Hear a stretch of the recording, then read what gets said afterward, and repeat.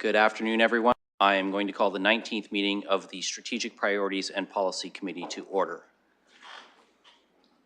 I will begin by acknowledging that the City of London is situated on the traditional lands of the Anishinaabe, Haudenosaunee, Lenape-Pewak, and Adarwandarin peoples, and we honor and respect the history, languages, and culture of the diverse Indigenous people who call this territory home. The City of London is currently home to many First Nations, Métis, and Inuit residents today. And as representatives of the people of the City of London, we are grateful to have the opportunity to work and live in this territory. I also want to make note that the City of London is committed to making every effort to provide alternate formats and communication supports for meetings upon request. To make a request specific to this meeting, please contact sppc@london.ca or phone 519-661-2489, extension 2425. Colleagues, I will begin by looking for any disclosures of pecuniary interest. Seeing none, I also want to note that Councillor Hillier and Councillor Pelosa are with us virtually via Zoom. And I have been advised that Mayor Morgan will try to join us later in the meeting, pending the schedule with the conference he's attending and the travel. I do not have any, I have not heard from Councillor Van Meerbergen. I am anticipating he will be joining us at some point, though. So moving on, we have one item on the consent agenda. This is the London Community Grants Program Policy Update. So I am going to look to see if we have a mover and a seconder for the staff recommendation, and then we can entertain any conversation, debate, amendments. Moved by Councillor Cuddy, seconded by Councillor Ferreira. So that is on the floor, and I will look now for any comments or questions for our staff. Councillor Trussow. Thank you very much. And through the chair, London Community Grants Program Policy Update. Thank you for. Thank you for bringing this. I did have several questions about this at a previous meeting, and you've certainly answered most of them. But there's one outstanding question that I still don't have, and I'm not sure we can deal with it today. It might be more of a budget question, but it's my position, and I've expressed this publicly before, that we need to provide more resources to this program. And I can't add to the funding today, but what I can ask for is without identifying unsuccessful applicants, would there be a way to show, and I'm going to call it lost opportunities, would there be a way to demonstrate the lost opportunities that we did not get the benefit from because of the level of funding that this program gets? And my intention here, to be quite honest, is I think we need to be putting more resources into this program, and I've expressed that to you. But is there something we can do to show to council and the public that there are just so many great, without identifying them, that there are just so many great unsuccessful applicants that we need to expand this? And that's my question. Well, let's go to staff, and we will start with Ms. Smith. Thank you. And through the chair, we did a quick analysis of the multi-year funding stream. So the grants that were applied for between 2020 and 2023. And then we also looked at the most recent 2023 innovation and capital applications. So when we looked at the number of applications that came in and those that were successful, and then we looked at the rationale, those that weren't successful. They may not have aligned with council's strategic plan. They may have had other sources of funding. There may be many reasons why they were not eligible for the community grants program. And so when we looked at both streams, there's approximately maybe 25% of those applications that were not successful may have been successful if there was additional funding or resources. Thank you, Ms. Smith. And there's my answer.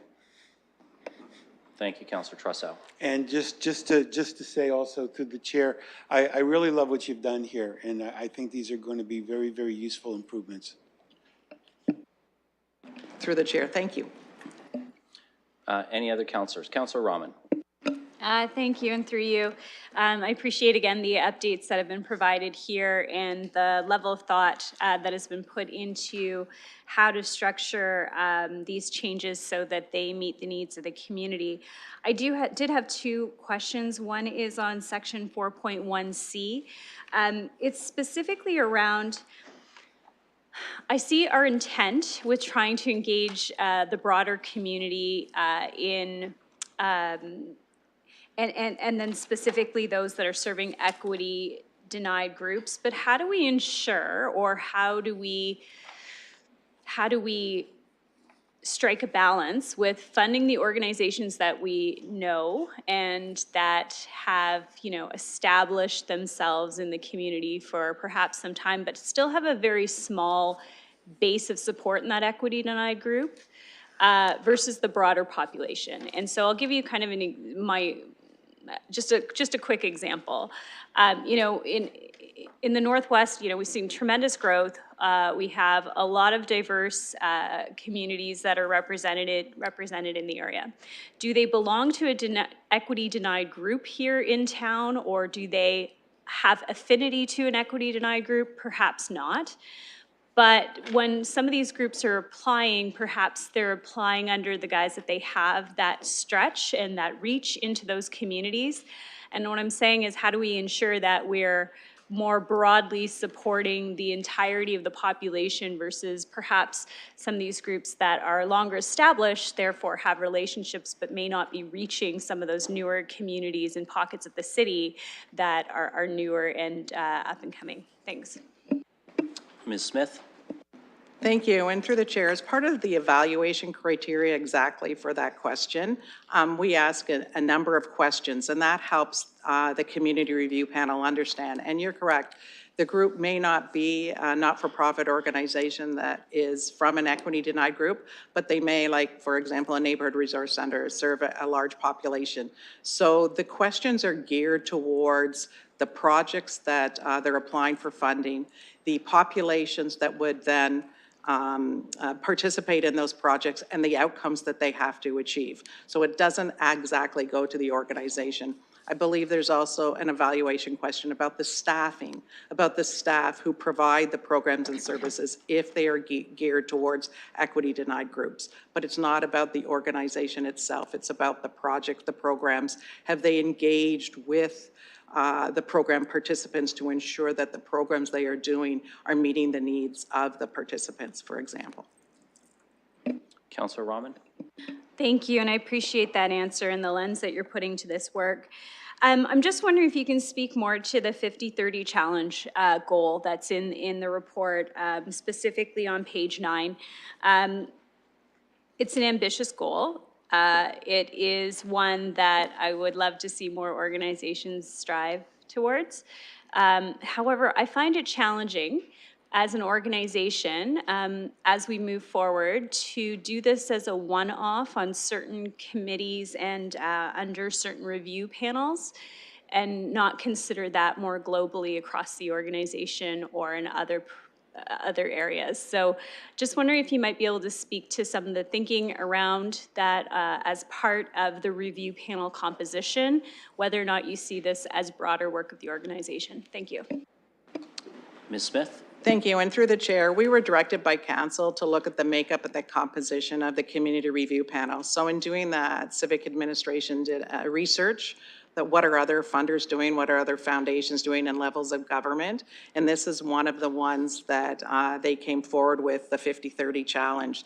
So I'm going to turn it over to Ms. Pollack, who did a lot of the research on it, and she can speak more to why we're recommending this.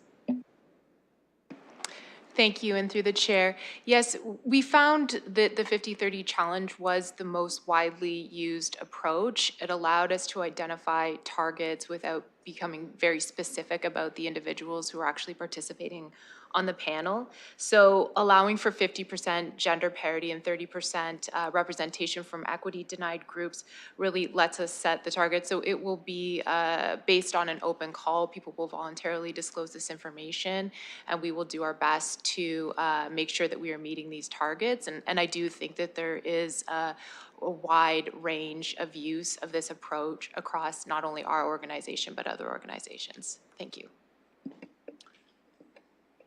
Okay, that satisfies Councillor Rahman's inquiry. Councillor Frank. Thank you. Yes, I also want to thank staff for this work. As a previous executive director from the nonprofit sector, I accessed these funds when I was running the London Environmental Network, and I know many charities and nonprofits in the sector rely on this kind of funding to do the good work that we want to see done in our community, and often are able to leverage significant federal and provincial funding to make those projects happen. So similar to Councillor Chassaw, I am very open to having a business case come to us for the fall to increase the funding for this, because I know that it's always oversubscribed. And again, a lot of these nonprofits and charities in our community are relying on this kind of funding to do the work that we're asking them to do. To follow up also on Councillor Rahman's point about 50-30 challenge, at the London Environmental Network, we took on that challenge as a charity. So for our board, for our senior level of staff, for volunteers, we were trying to improve our composition. And I also would be interested if perhaps we could make that, I'm not sure if we do that. Actually, maybe it's a question through the chair to staff. Do we have as the city, have we adopted the 50-30 challenge that the federal government has announced? Thank you. And Let's through the ask Ms. Smith about that first. Through the chair, I am not aware of that. This is specifically what we looked at when council directed us to look, how do we diversify the makeup of our community review panel. So this was based on our research. So it's something that we'll be piloting, and maybe over the next year or two, we can have a conversation about it and see how the outcomes fall. Councillor Frank. Thank you. Yes, I'd be very interested, because it was really helpful for us at the London Environmental Network in our recruitment efforts and in some of the interview questions we were using when we were interviewing people for the board. So I would say I'd love to see the results on that and see perhaps if that could be spread across more of our committees and City Hall in general. Thank you. Thank you, Councillor Frank. Any other speakers on this item? Seeing none, I'm just going to ask Councillor Lehman to take the chair for a moment so that I can speak as well. Okay, I'll go to the acting mayor. Thank you, Mr. Presiding Officer. I will say I'm really supportive of the grassroots stream idea that is being proposed in this report. I think it does offer an opportunity for new groups to get their foot in the door and try something. Whether that works or not, I do have some concerns about them being able to access funding for 4 consecutive years. However, understanding that they need to come back each year, and I did take the time to ask Ms. Smith some questions prior to the meeting, so understanding now that they would have to come back each year, and that our staff in this area will be working with them to build capacity, to look at other funding mechanisms to grow their capacity, and understanding, you know, having been on a community association board myself, that it can take time to grow capacity. I'm not as uncomfortable with the 4 years as I was when I first read the report, so I appreciate staff clarifying that for me. I am still a little bit uncomfortable with the definition in the bylaw itself under 2.11. The unincorporated grassroots group refers to a group of 3 or more individuals joined by mutual consent for a common not-for-profit purpose. Not that I am uncomfortable with a group of individuals who are not registered for incorporation having an opportunity to apply for this. My concern is that 3 is an extremely low number. Any group of 3 households in a row or 3 friends could get together and make a proposal for the city under this program. Now, whether that gets funded or not would still go before the review panel. But as I said, even having sat on a community association myself, at minimum, we always sought to have a chair, a treasurer and a secretary, and then 2 members at large. I would be much more comfortable if this were a group of 5 or more. I just think that 3 sets the bar really, really low to get a whole, potentially, and not necessarily, but a whole lot of applications in from very small numbers of people focused on a very small area of interest, and not necessarily making best use of dollars. And I don't want to see the number of unfunded projects go up simply because we've opened the door so wide that we get an extra 50 or 100 applications. That may not happen, but I'm concerned that 3 is a little too low.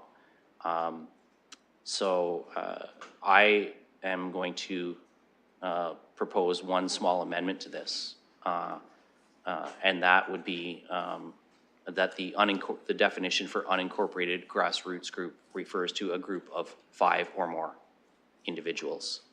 I just think that if you can't get 5 people together to agree on a common purpose, there probably isn't enough purpose to gain some traction there. I don't know whether colleagues agree with me or not, so I don't know if I even have a seconder for that, Mr. Presiding Officer, but I'd like to change it to 5 if there's somebody willing to have that discussion. Okay, so we have amendment proposed. Do I have a seconder? Councillor Stevenson? Okay, so we have an amendment on the floor proposed and seconded, and I'll open the floor for discussion. Councillor Rahman. Thank you, and through you. I just wanted to ask of staff why they decided to go with that definition. My understanding was there's some recent changes to nonprofit and corporation rules, and I had been looking at the 2 at the same time, and there were some definitional changes, and I'm just wondering if that definitional change had anything to do with how the description came about. Thank you. I'll go staff. Thank you, and through the chair. Actually, this came out through the municipal scan. We looked at what other municipalities locally, there's a grassroots streams of funding for municipalities is new and emerging. So we looked at a couple other municipalities who are offering this, and their numbers range from 2 to 3. So we took that as a promising practice, noting that an unincorporated grassroots organization can apply for funding, but they must do so with an incorporated body, a host agency. The host agency is the one that enters into the grant agreement, is accountable for the outcomes, both financially and the project outcomes that are funded. So in that respect, we would be entering into, and the accountability of the municipal funding would be with the incorporated body or the host. So those were 2 of the rationales that we chose, 2 to 3, but I'm open to what council wishes on this one. Councillor. Okay. Any other comments or questions? Okay, we have a motion or amendment moved and seconded. I will call the vote. Oh, sorry, the clerk isn't as fast as the acting chair.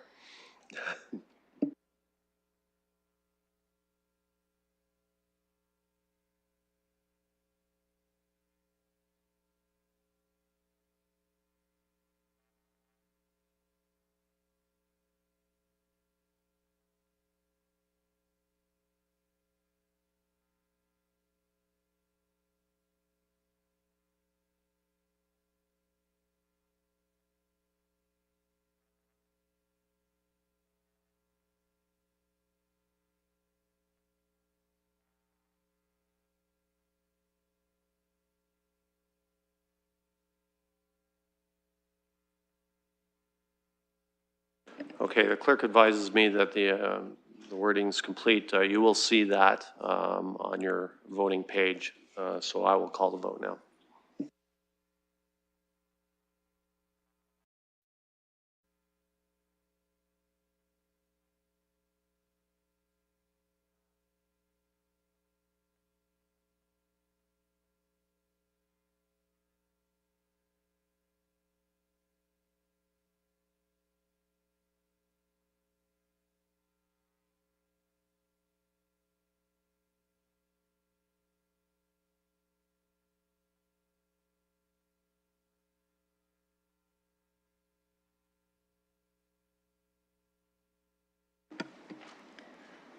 Closing the vote, the motion's passed 13-1.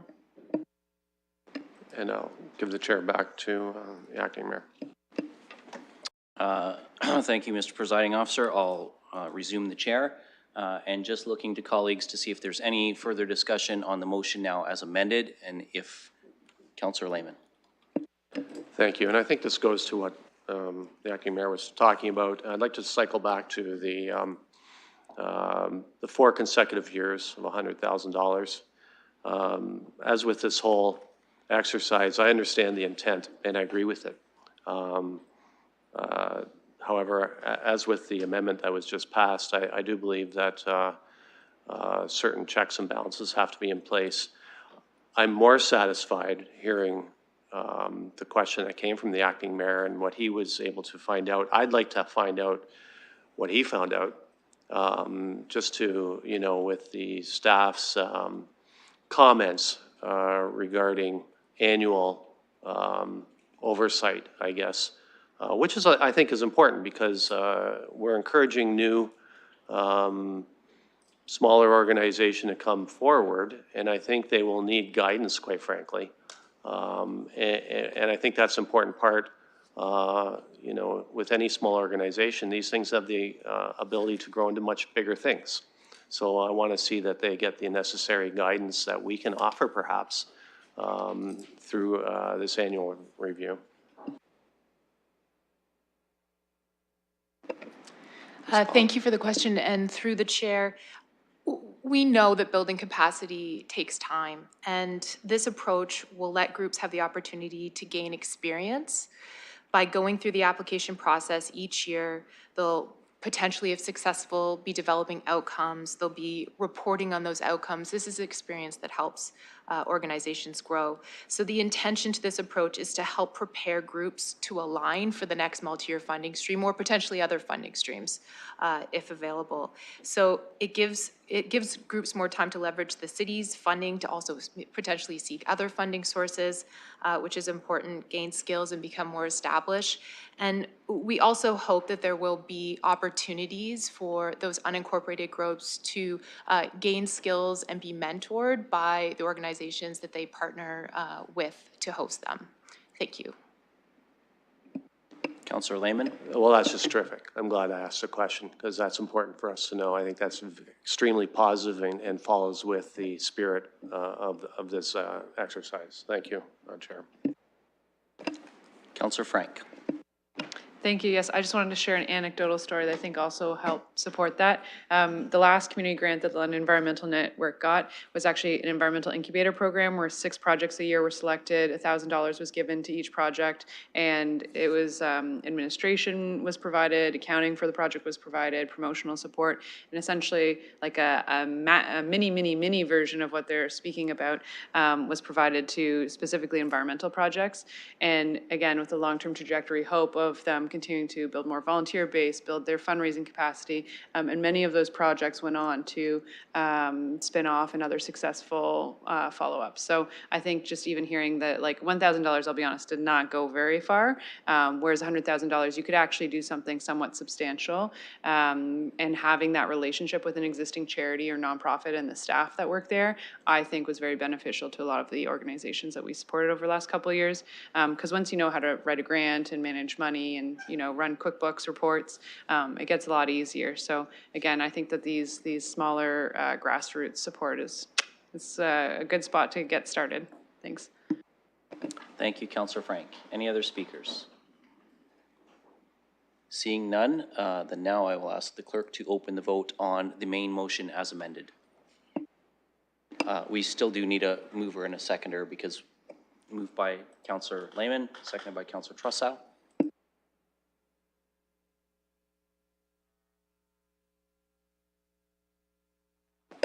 And that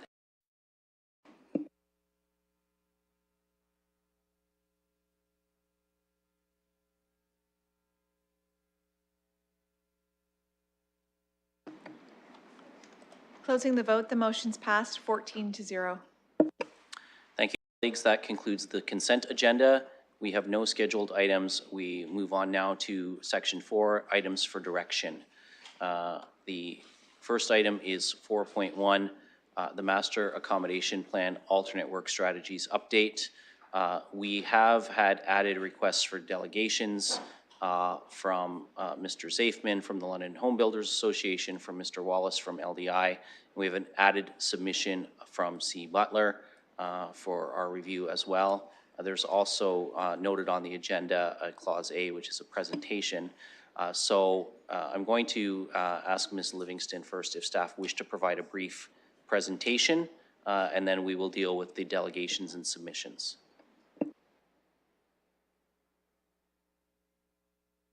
Through the chair, happy to walk through the presentation. If the clerk will allow me to share my screen, I can walk you through very quickly at a high level.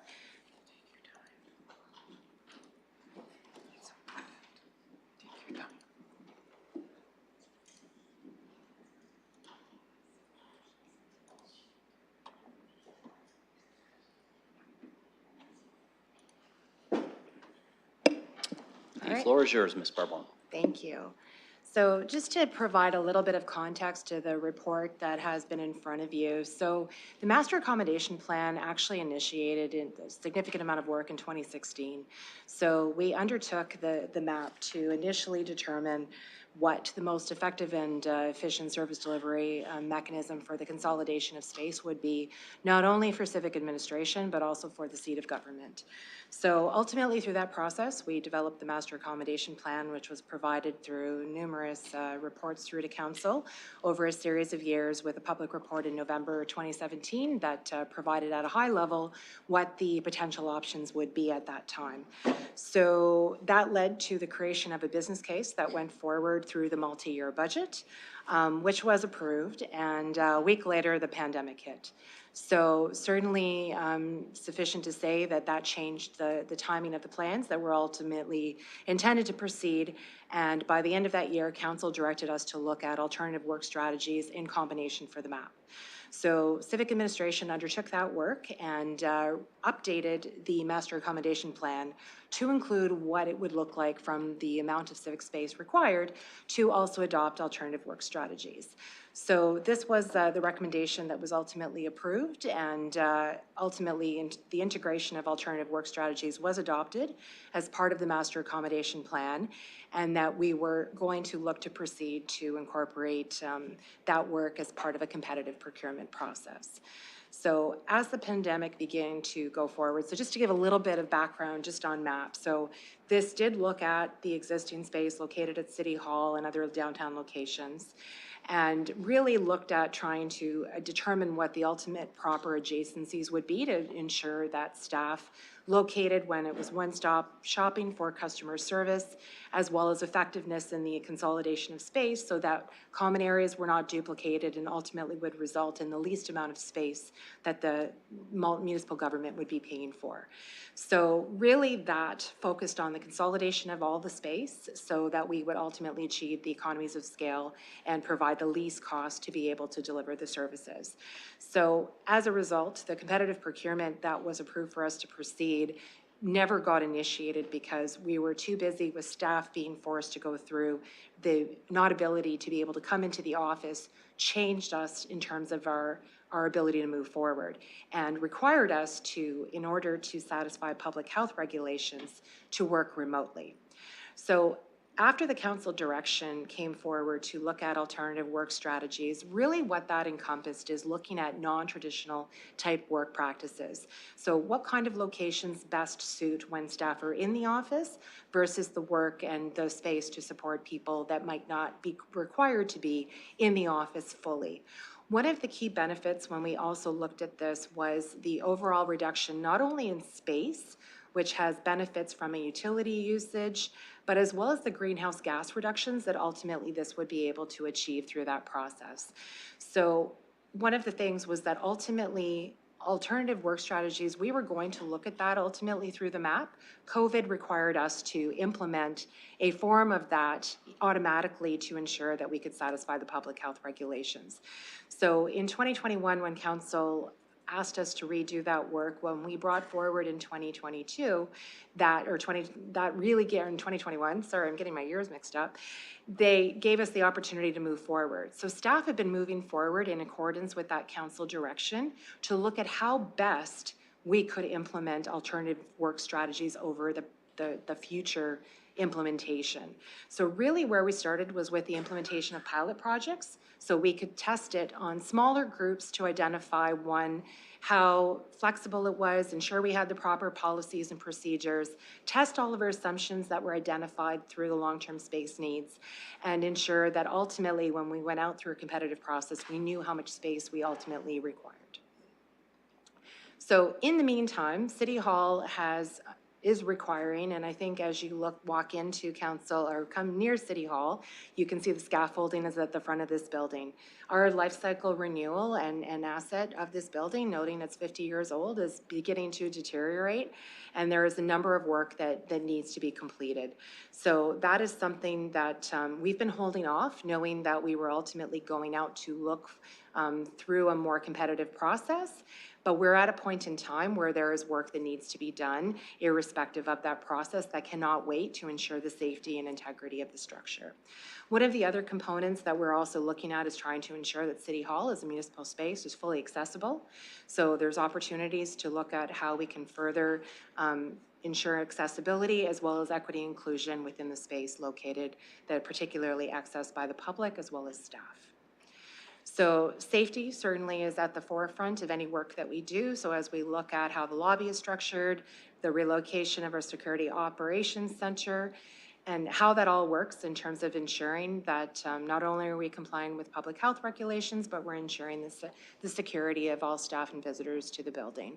So the functionality has also been something we've looked at. So because of the aging building and the footprint, there's only so much that we can do within the existing space. So it does limit a little bit to the extent of the ability to ensure the proper adjacencies, noting that we have a large footprint here as well as throughout the core. So there is a potential to ensure that we enhance our customer service and have centralized space that we could also do.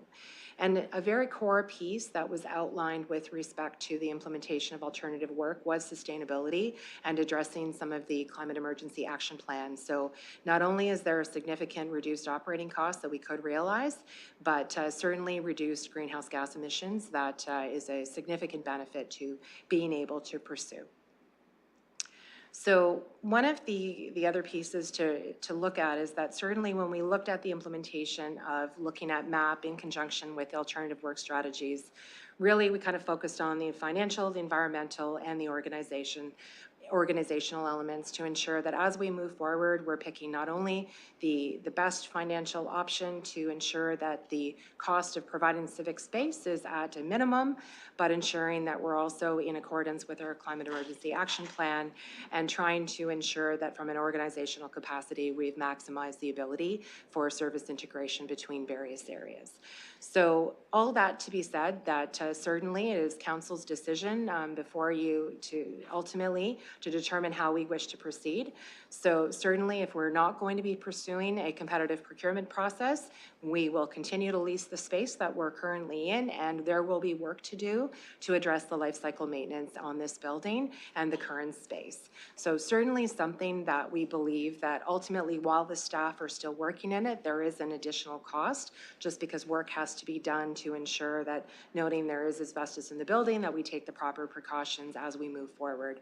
So those are things that we need to take into account through our planning processes. So we have the recommendation that is before you today to receive the report, but to direct us to move forward with a competitive process, to look at maximizing the space on this campus that we already own, and to be able to move forward not only to retrofit the existing City Hall campus, we have the ability to also look at the broader campus that we have here in addition to City Hall. So the other large component is basically, given that we have a new council, is to seek the confirmation that we would like to continue the implementation of alternative work strategies.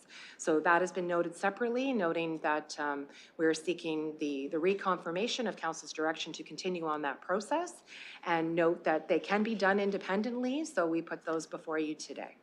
So in terms of next step, we're ready at this point, although there has been a delay, to move forward with what is the best value for the redevelopment of the City of London space.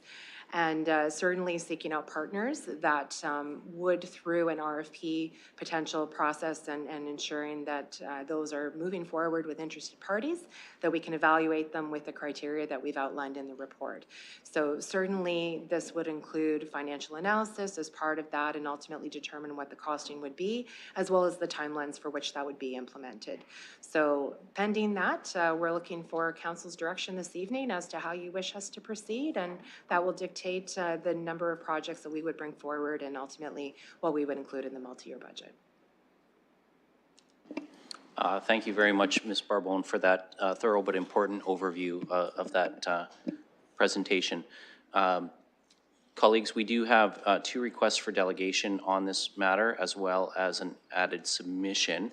I wonder if we might have a mover and a seconder to approve the delegations and receive the submission. And I see Councillor Cuddy will move and Councillor Stevenson has seconded. And don't see anyone raising their hands to discuss, so I will ask the clerk to open the vote on that as soon as she's got it ready.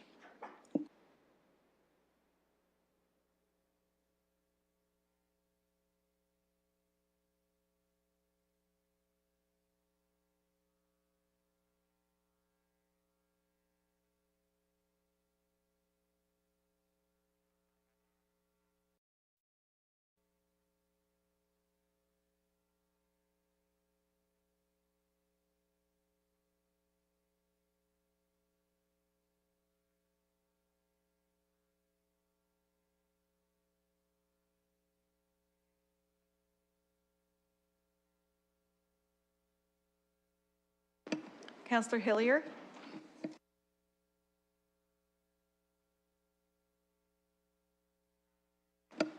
Closing the vote, the motion's passed 14-0. Thank you, colleagues. So our first delegate is Mr. Zafman of London Home Builders Association. I know you know how this works, but welcome, Mr. Zafman. You have 5 minutes, and I will give you a wave with 30 seconds to go. And the mic is yours. Perfect. Thank you very much, Mr. Chair, and thank you all members of council for the opportunity tonight. This item also may, I think it maybe not gotten certain attention certainly from our industry. Wanted to share this publicly because the alternative work strategy item is probably the #1 item I've actually heard about from my members since I took on this role over 2 years ago. I know over 3 years ago, really the norm in the residential construction industry has experience from both building and planning staff in a hybrid form at City Hall is people home 50% of the time and at the office 50% of the time.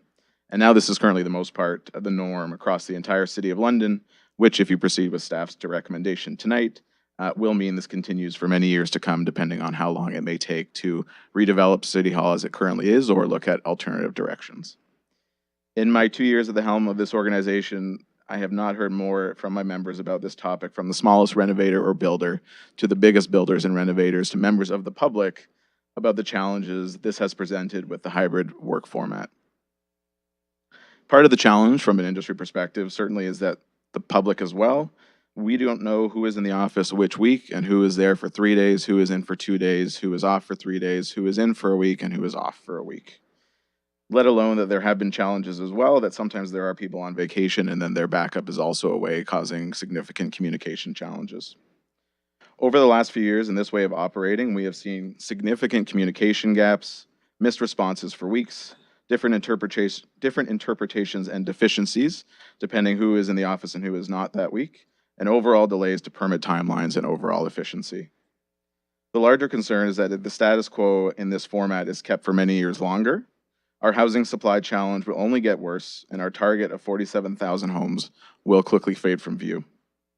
And this target is much more than just a target. If we don't have enough homes to house those people in our community, they will go elsewhere if they can. But for those that can't afford to, the cost of housing and the cost to rent will only continue to go up. The other fear shared by industry is that the very positive direction and changes that have been implemented by staff for improvements in building division may be for naught if we can't get everyone on the same team in the right spot in the right building together. We know there's a very young team in building division with not nearly as much tenure as we used to have within building division.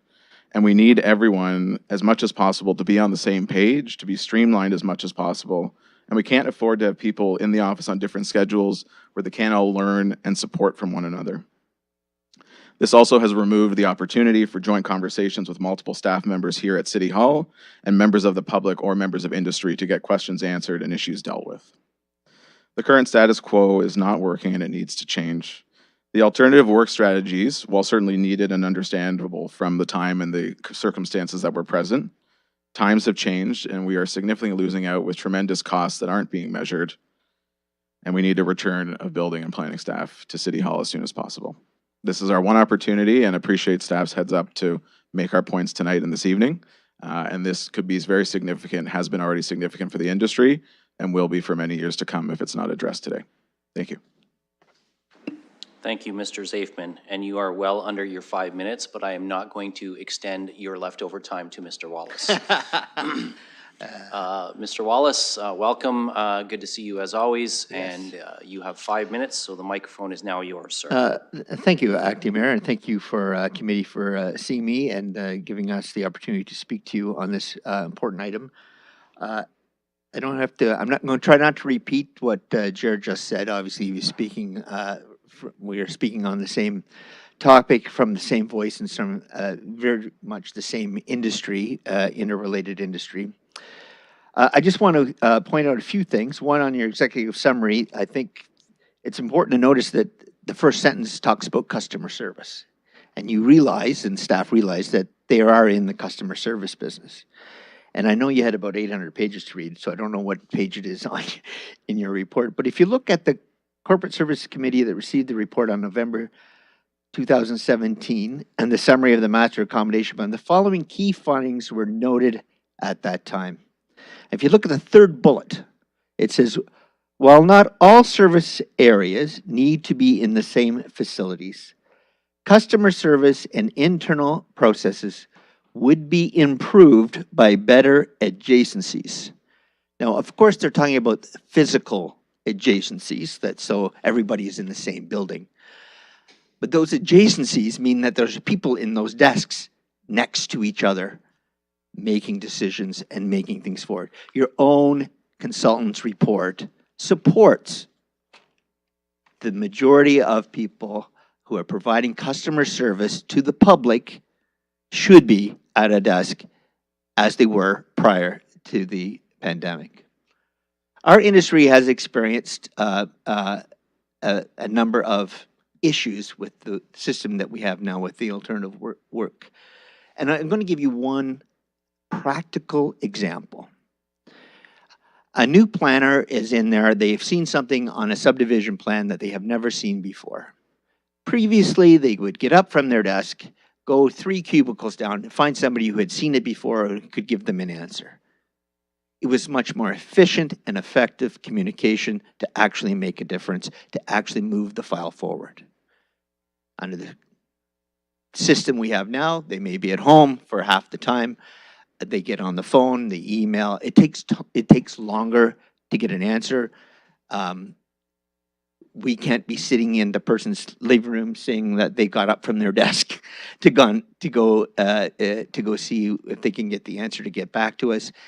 The feedback, as Jared had said, the feedback we're getting is things are just not moving as efficiently and effectively as they possibly could. When you're weighing cost savings, the treasurer did an excellent job of talking about what the cost savings would be with less people in the building. But you need to relate that against the costs that are occurring by being less efficient and effective of getting files through and getting money from new revenues from new residents that are developed here in this city. That needs to be, there needs to be a look at the balance.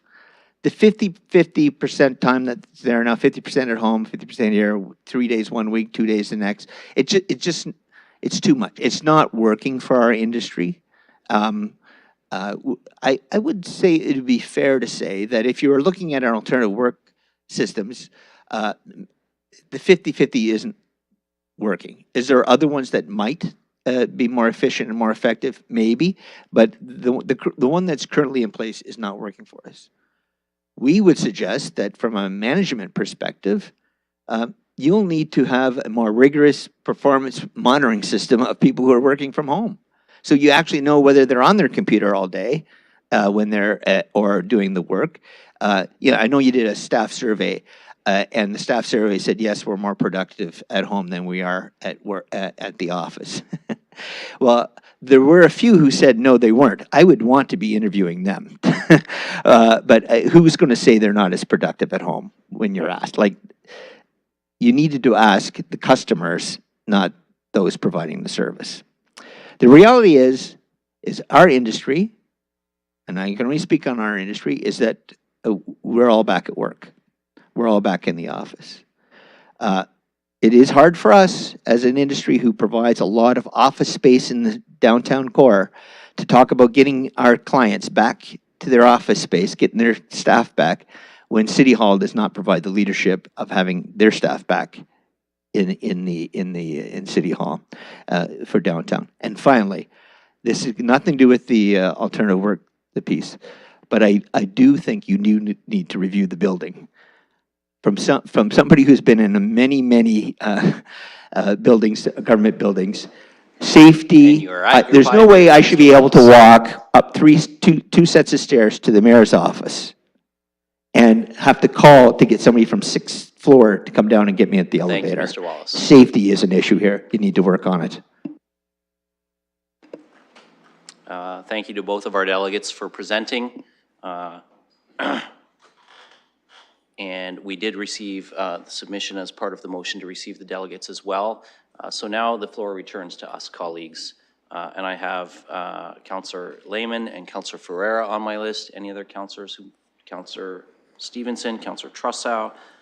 Okay, so we will start with Councillor Lehman. Thank you, Acting Mayor. Sorry, I'm just going to interrupt you for one moment, Councillor Lehman. I just want to let colleagues know that the mayor has joined us remotely. And I'll return the floor to you now, sir. Thank you, Chair. I'm going to speak now with two hats. One, first of all, as a councillor that campaigned on our housing crisis, and a councillor that supported this council's motion for the commitment to build 47,000 homes. I'm also going to speak with the hat of a chair of planning. Through COVID, I heard from the community about the challenges with the alternative work strategy that was in place because of the restrictions of COVID. As with a lot of things during COVID, we learned ways to do business differently. Right now, all sectors of the economy are having this conversation. I think it was a good exercise, and thank you to staff for taking this on, because we want to work as efficiently as possible as a corporation. However, I have heard these concerns after post-COVID, and especially as chair of planning, I've spoken with all sectors of the building community, both large builders right down to small individual builders as well. There is a significant frustration out there that indicates we have got a bottleneck. We do a great job, I believe, in getting zoning through to allow builders to build if they so choose and if they can. What we need to see is shovels in the ground. Once a project is zoned, it can be sat on for years. We need building to happen. So in that regard, I'm going to leave it at that, Chair, but I'd like to put a motion on the floor and perhaps speak to it after it's been presented. The clerk has my worded motion. I'd like to highlight Part B of that motion, which essentially says this, that civic administration be directed to immediately conclude any current alternative work strategies in the planning and economic development service areas and will return to pre-COVID business and work locations. So I'd like to make that motion.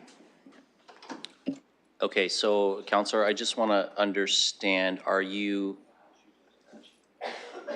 you're moving an amendment to Part B, or are you moving a motion, a whole new motion? I'm making a motion, and you will see references to the suggested motion, which I conferred with the clerk, and we thought this might be a prudent way to get the conversation started, so. Okay, But I'm highlighting Part B as what I'm addressing now. so we'll just wait for the clerk to make sure that that language is in e-scribe, and then I will look to see if there's a seconder for that. Just so that colleagues have a chance to read the actual motion. Okay, the clerk advises if you refresh your screen, the revised motion is now in e-scribe. And I'm going to look to see, I will give everybody a moment to read it. And then I will look to see if there's a seconder for that.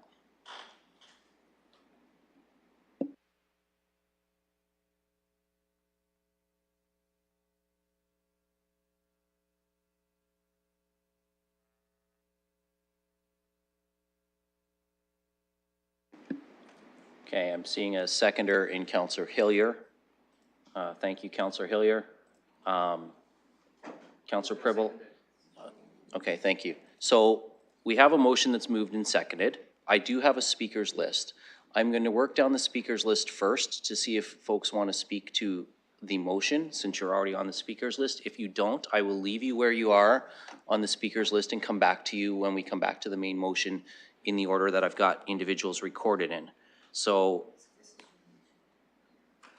and the motion is in e-scribe and it's up on the screen for folks as well. So I do have, now that Councillor Lehman has a motion on the floor. Councillor Ferreira, do you wish to speak to the motion that's on the floor, or do you want to wait till we come back to the main? You're going to speak to it now? All right, thank you, through you. I did briefly read this motion, but it does still have the alternative work strategies in the bottom that I do see looks similar to Part C on the staff recommendation. But I just wanted to point out, I read through the report, and my issues also come with the alternative work strategies as well. And what I didn't see in this report is the potential impact that we would see downtown. Speaking, with in regards to the business community, like I have a lot of calls for people to be on the street. We need our local economy to be boosted, and considering the amount of people that work at City Hall and would be coming in if we didn't have that, I feel like there could be a significant impact moving forward. So I am concerned when it comes to that. I just wanted to know if we could get actual numbers, or if we could maybe bring back a report. I think it was the Mayhew's report. I did see that came out, I think, in 2021, but I didn't see any reference on this report of the local economic impacts for the downtown core itself.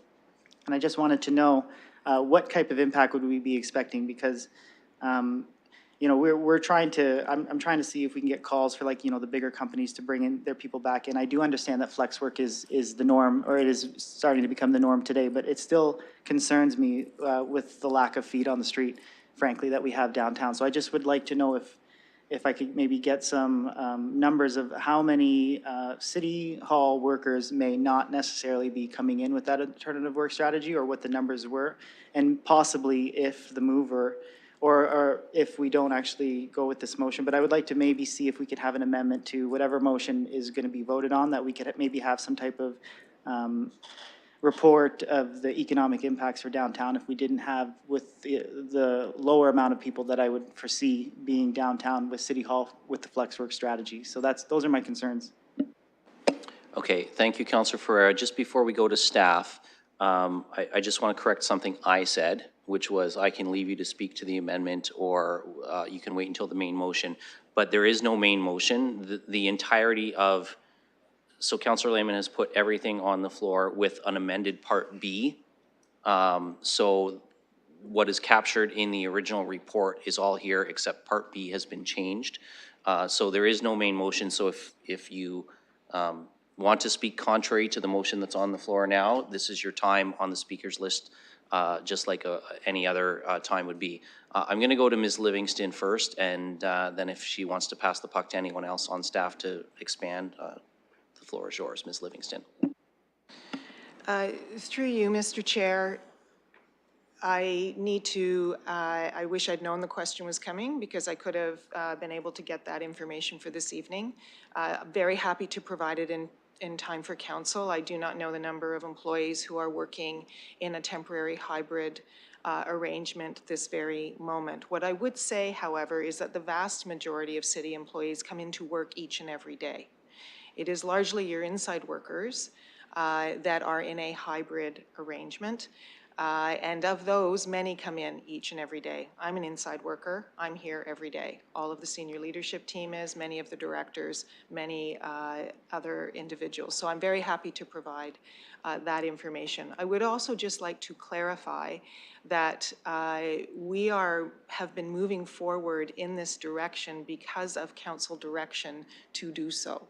So that is what we have been implementing in the midst of a pandemic and arising from the pandemic when the clear direction from previous council was to move forward in this manner. So I just would like to clarify that that's why it is happening. But I'm very happy to get those answers for you in time for council. Thank you, Ms. Livingston. I'm going to go next to Councillor, Councillor Ferreira, did you have any follow-ups to that? Thank you. Through you. My apologies for not giving those questions. I know that it probably wasn't very fair to ask for the numbers specifically. I do see that this was in motion for a while, and I know that was the previous council to this one. I also see that that report came out in 2021, and just like, you know, knowing the times where we are right now, especially because as we approach the post-pandemic era, I guess, things do seem to be kind of changing, and I feel like the applicability of some of the things in this report may not necessarily be appropriate for the time that we're in. So that's why I just raised these concerns. So that's why I would like to see if we could maybe see some type of maybe economic impact or however it would look moving forward just for the downtown area, just because I am concerned with the local businesses in the downtown. Thank you, Councillor Ferreira. I don't know if Ms. Livingston, if you wanted to expand on that a little bit further. Yes, through you, Mr. Chair. What I can provide in time for council next week is the number of staff. And I would like to indicate that we were, I believe we were one of the first to return staff to the building. We started that last April. Many organizations and businesses have not yet done that, or to the degree that we have. So we began that, but I can readily provide you the number of staff that are in the building and what that schedule looks like. I'm not sure I can deliver on the economic impact of having staff in each and every day in time for council next week. I would ask that if you would like to have that analysis done, it be considered part of the motion so we can do the work and return it to you. Thank you, Ms. Livingston. So perhaps that's something that you might want to think about as a amendment to the motion before we have a vote on that. And I'll leave that thought with you there. And I'll go to Councillor Stevenson next. Thank you. And do I have an answer to my question? Oh, sorry. You had, no, you do not. So if you wanted to ask that now, Councillor Stevenson wants to know if she, I'll just share what was shared with me. Are we voting on initiating the competitive bid process as part of this motion? The answer is yes. That has been included in Councillor Lehman's motion that's before us right now. Okay, and I'm confused because there's a confidential package that directly relates to this that I can't see voting on this until we have that conversation. So, Councillor, are you looking for, do you want to move in camera for some advice on this? Yeah, I'd like to move in camera. Well, forgive me because I don't know the procedure, but there's a confidential package here that I want to discuss. So yes, in camera to have a conversation. Okay, give me just a moment to check with the clerk process-wise. Yes, okay. On Councillor Stevenson's question, I will, without getting into cross debate, Councillor Trusso, you have a thought to add to that? Yes, it might be more efficient use of our time and keep the meeting going if we come back to this after. We're going to have that full discussion without talking about it. Now, we're going to have that full discussion anyway. I'd rather not start that now for a little piece and then come back to this and then come back to that later. So I'd rather move this till after we do that, if at all. But I don't like the idea of stopping the meeting dead in its tracks right now to deal with this in closed session and then have to come back. Okay, before we get any further, I'm going to ask everybody to just pause for a moment. I want to confer with the clerk on a process matter.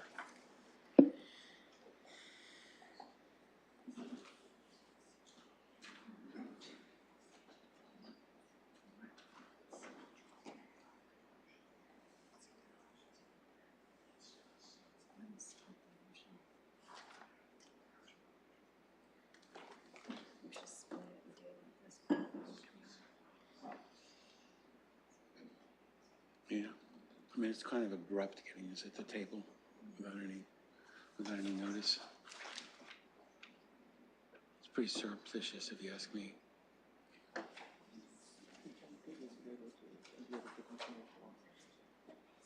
And what do the employees think about it? Okay, some very helpful advice from the clerk here. If colleagues wish to deal with the confidential item that is later in our agenda before making a decision on Clause A, then the process is to refer Clause A to the, after the confidential session, and we would continue our debate right now just on Clauses B and C. So Councillor Stevenson, I'm getting the sense that you wanted to refer Clause A to be dealt with after the in-camera session. And Councillor Pribble, you're seconding that? I'm seconding that, yes. Okay. Councillor Rahman on the referral. Thank you. I would say that the conversations are closely linked. So I would, would find it difficult to have the conversations without having all of the conversation. So I don't think we can do referral on one part of it. That's just my personal thought. So Councillor Rahman, you want to refer the entire, you want to amend the referral to refer the entire discussion until after the in-camera session. Let me just discuss this with the clerk quickly to make sure that you can amend a referral.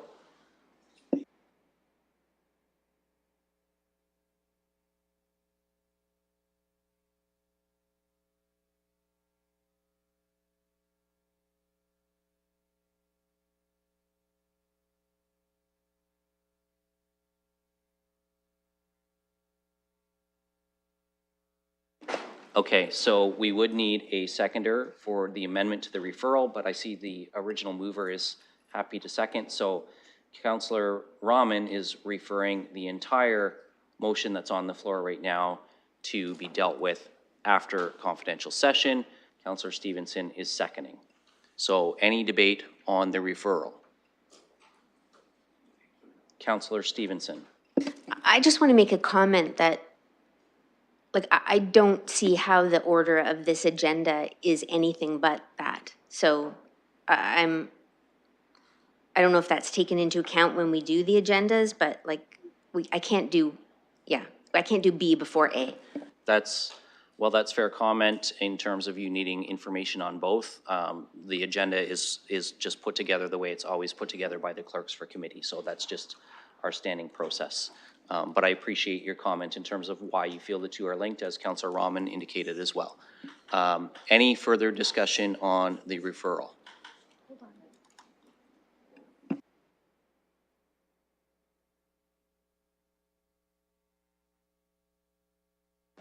Okay, just process-wise, first we have to vote on the amendment to the referral and then the referral as amended. So we're gonna have two votes in a row here to accomplish one thing, but that's the way the process works. Councillor Ferreira. Sorry, through you, I also have an amendment I'd like to put on, so I just don't know exactly when I should put that amendment forward, considering where we are right now.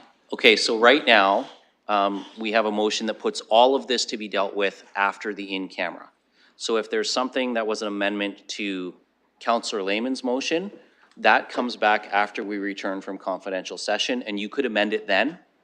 Right now, we're only dealing with the referral to put it to the end of the confidential session. Okay? So I'm seeing a nodding of heads, so I'm going to ask the clerk to open the vote on the, Councillor Stevenson.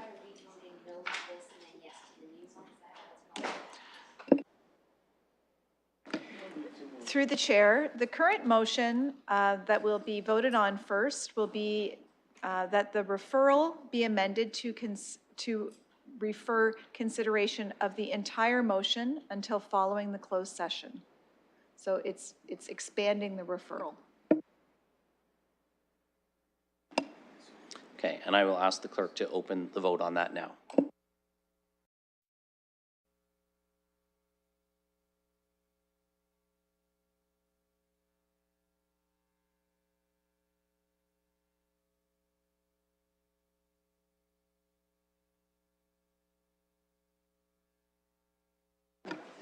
Closing the vote, the motion is passed 15-0. Thank you, colleagues. So now we have to vote on the referral as amended. The original referral was to only refer Part A.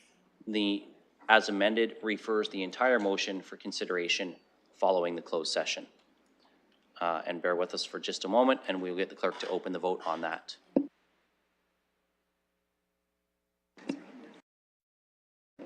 Can I just confirm, are we going right away into in-camera, or are we going to finish the rest of the agenda and then go in camera at the end of all these other things? It is my intent as chair that we will finish the rest of the agenda. We will go into confidential session. When we return from confidential session, we will then deal with this item. And we do, because the referral has now been amended, we do need a new mover and seconder for the referral as amended. Councillor Cuddy, Councillor Hopkins. Thank you both. And we'll ask the clerk to open that vote now.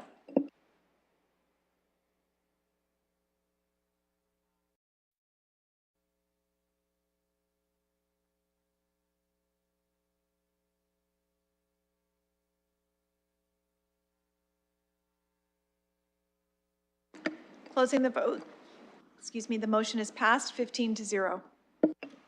Okay, thank you, colleagues. So we will come back to the entirety of 4.1 following the conclusion of Part 6 of our agenda, which is the confidential session. We will deal with all of the confidential session in session, all three items on our agenda, before we return to public session to deal with 4.1. Moving on in items for direction, we have 4.2, which is the consideration of appointment to the Eldon House Board of Directors. This requires one member. You have the applications in your agenda package for the 4 individuals who have put their names forward. And we can proceed with our normal process of a vote, or if colleagues wish to pursue another option, putting just one name forward or something like that, I need to know now. Otherwise, I'm going to proceed with opening the process as regularly proceeds and ask the clerk to open the first ballot unless anyone wants to speak to a particular candidate. Question. Councillor Trussow, you have a question. Could somebody just take a moment to explain the role and the program and the the connection to the historical record in London of Eldon House, just really briefly. I don't think we have anyone from the Eldon House Board with us in the gallery, Councillor, and I'm not sure that any members of the leadership team would feel that they could field that question. I'm kind of looking at the back to Ms. Smith, and she is shaking her head no. And Ms. Livingston is not able to provide us any comment on that either. So we really do not have anyone here who can speak to that role.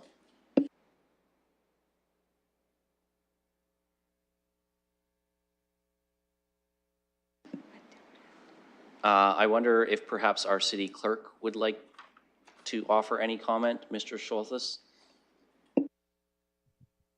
Thank you, through the chair. I don't have additional details that would be sufficient. Thank you.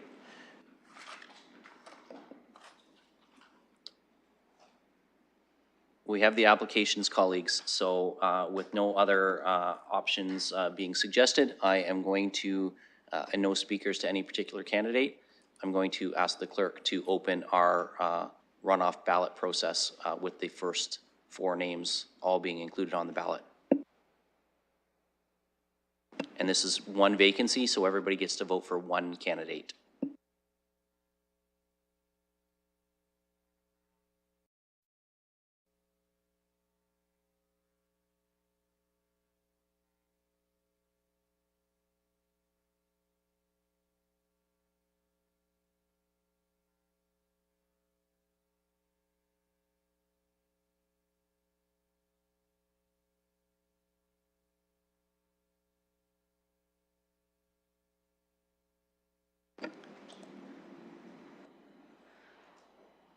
Closing the vote, and the candidate Brian McClure has achieved 80% support on the first ballot.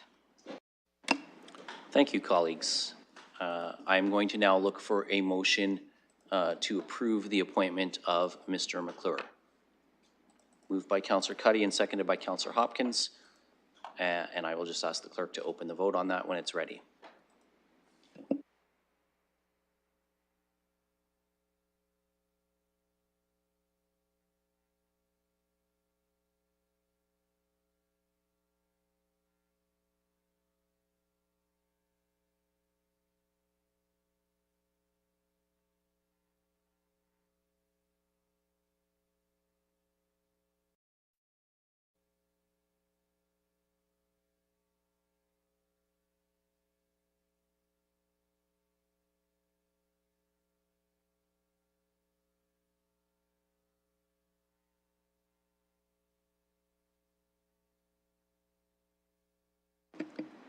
Closing the vote, the motion's passed 15-0. Thank you, colleagues. Moving on, item 4.3 under items for direction is the consideration of appointments to the London Hydro Board of Directors. This board has 2 vacancies that we need to fill. We also have a recommendation letter from the London Hydro Board of Directors with regard to their nomination recommendations. We also have our representative from council on the board, Councillor Rahman, here with us. So before we proceed to voting, I'm going to ask Councillor Rahman if she wants to offer any comments on this process. Thank you, and through you, first I want to thank council for allowing London Hydro to engage in a new process this term to look at the 2 new directors' positions and to look at the complement of the board and what was needed in order to fill that complement. And as you'll see in the package on page 126, or whatever page it is now that the numbers have renumbered, you have a letter from Ms. Graham, the chair of the board of directors, again representing the board in their position. There are 2 recommendations in front of you and a request from the board of directors to approve the nomination of Tim Watson and Tracy Gustafson to fill the 2 director positions. And I can tell you that we engaged in a very thorough, fair, and equitable process in order to arrive at this conclusion. Thank you. Thank you. Councillor Rahman, to colleague Councillor Frank. Thank you, yes. I'm wondering, I just had one process question to Councillor Rahman, if you're able to answer. I'm just curious, did everyone in the board participate in the recruitment process?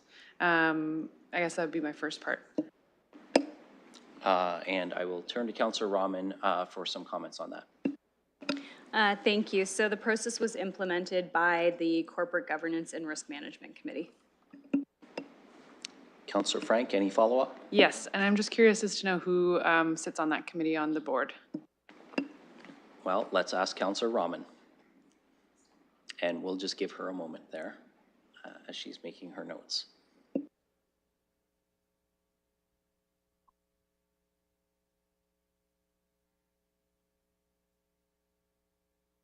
Just want to make sure I wrote down everybody's name first before.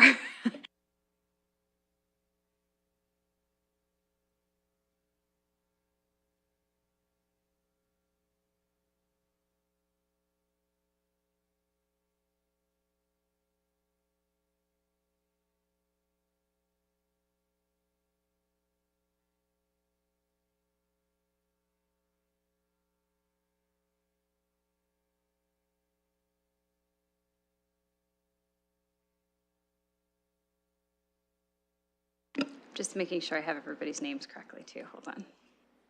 There we go. Okay, so the chair for the Corporate Governance and Risk Management Committee is Guy Holborn, and he was part of that process. Connie Graham, who is the board chair, Dr. Andy Hiremick was also present, and Tanya Godine and myself. Councillor Frank? Thank you. And last question, I'm just wondering, did anyone on the board declare any conflicts of interest in the final vote before it came to us at council? I will ask Councillor Rahman if she recollects any. No one on the board declared a conflict of interest, no. To my recollection. Thank you, Councillor Rahman. Councillor Frank? Thank you, that's it. Okay, colleagues, so we have a recommendation from the board. We have a list of candidates who have been submitted applications for these positions.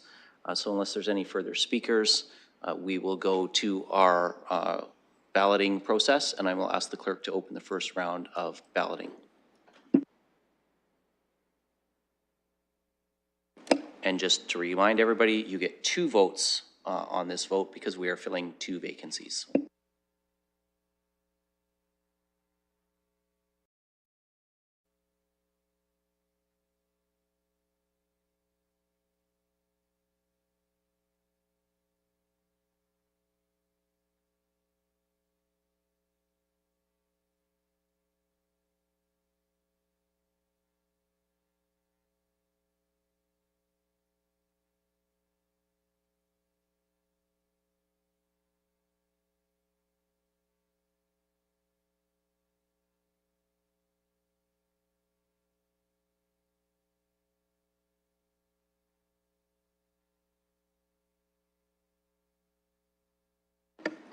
Closing the vote, and after the selection process, Cedric Gomez and Tim Watson received the majority support.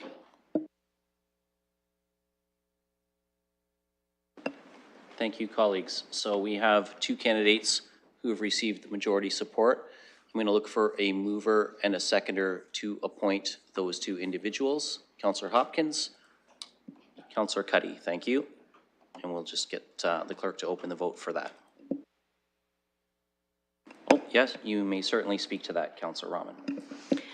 Thank you, and through the chair, I'm just wondering if colleagues would like to have further discussion about the candidates and the choices that were provided and names provided by London Hydro. Councillor Trussell. I think the appropriate time to do that would have been before we called the vote. Well, we are on an appointment process, so we can still have discussion about the 2 names that have been recommended. But I am not seeing any colleagues raising their hands on this. So we will ask the clerk to open the vote.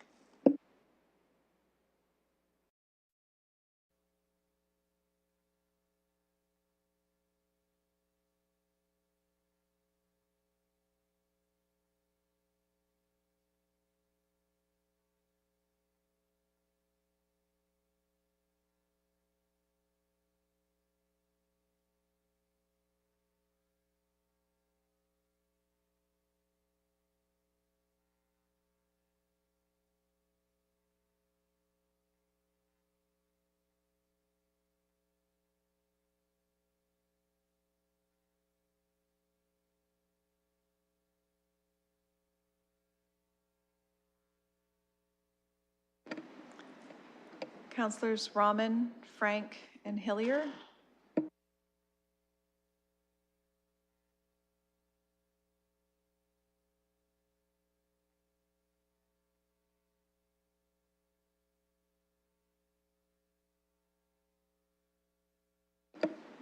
Closing the vote, the motion's passed 14-1.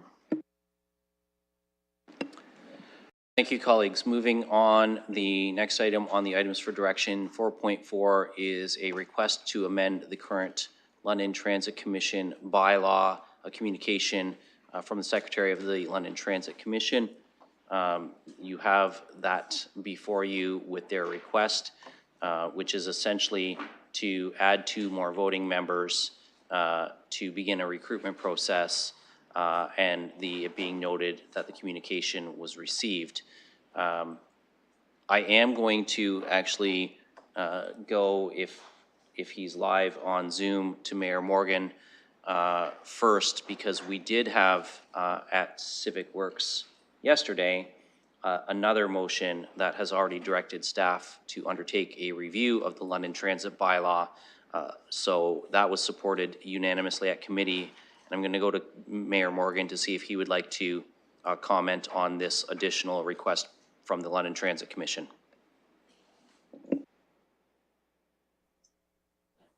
So can you hear me okay? Yes, sir.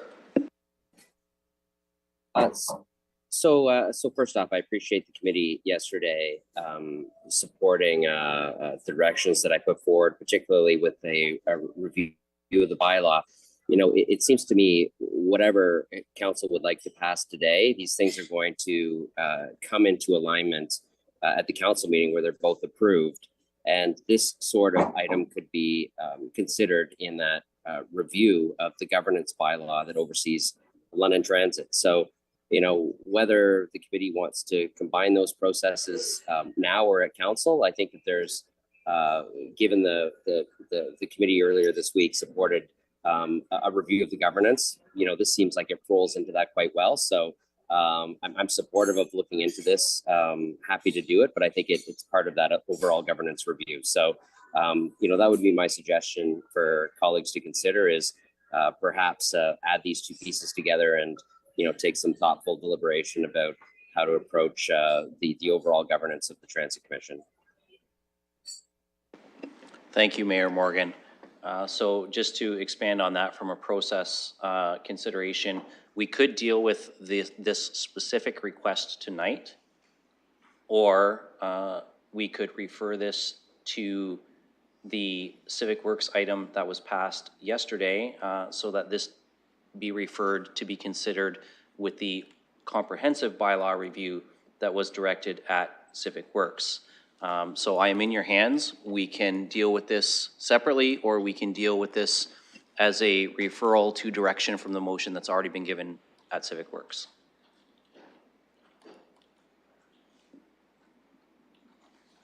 Councillor Pribble? Oh, sorry, Councillor Hillier, did you have your hand up too? I'm going to start with Councillor Pribble, but I will come back to you, Councillor Hillier. I wasn't sure if you were waving or turning on your volume. So Councillor Pribble, we'll start with you, and then I'll go to Councillor Hillier. My question is procedural time frame, and if the extended motion direction from the mayor yesterday, if it would delay this process, then I would like to deal with this now. So we have this representation on the Board of Commission for LTC. And I don't know if there's anyone who can answer that question in terms of the time frame. Well, let's see if Ms. Scher, I'm wondering, I know this is a review of the bylaw, but this was at Civic Works with regard to the MMP, sorry, the Master Mobility Plan for the public, not to get into too many acronyms. And I'm wondering if you have any thoughts in terms of, from your work on the MMP, what the time frame might be related to this. And I know I may be asking you to speculate wildly, and if that's the case, by all means, let me know that that's the case. Thank you, Mr. Acting Mayor. I wanted to check in and see if, I'm trying to pull up a copy of the motion from yesterday. I don't have my Civic Works agenda with me. Was there a time frame attached in the mayor's motion? I'm afraid I don't recall. So if we could confirm that, in the meantime, I will think about how long it would likely take. So there was a time frame for London Transit to report back with a work plan in October, but I do not believe, and Chair Rahman is shaking her head, that there was not a timeline attached to the comprehensive bylaw review. Thank you. My thoughts are that it likely, given the committee cycles and the time that it takes to get a report forward and the number of players that would be involved, we probably would be looking to closer to year end for a comprehensive review of the existing LTC bylaw. It is somewhat aged and probably requires some expertise outside of my own area, particularly from legal clerks and other experts within the city. So I would hope to report back by year end. So from a master mobility plan perspective, a report back by year end. Mr. Card, I know you're with us via Zoom. Did you want to provide any comment from your position in terms of comprehensive bylaw review from the legal position?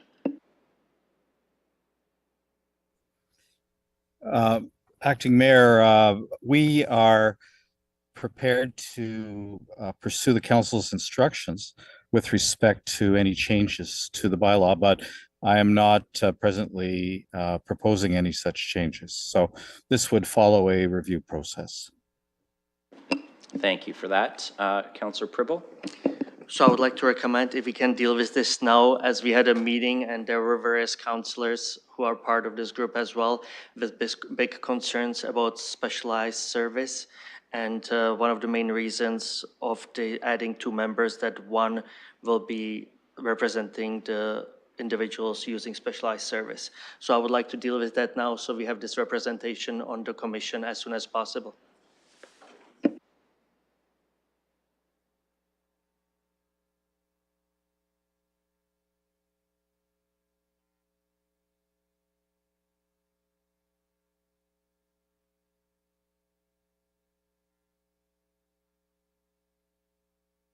Okay, and I'll just share with colleagues, the clerk's advice is, as we often hear our city manager say, and both.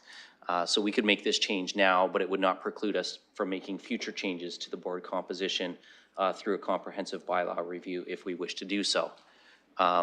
So we could deal with this tonight. Now I'm also going to draw to colleagues' attention that it says adding 2 more members of the public to the London Transit Commission. The way the bylaw currently reads is that the commission is 5 members and up to 3 of those could be members of council. We currently have 2 members of council and 3 members of the public, but you could add 2 members, and you might also consider whether you wish one of those to be from the public and one of those to be from our complement of colleagues as well. So there are a couple of options in terms of adding 2 based on the existing bylaw.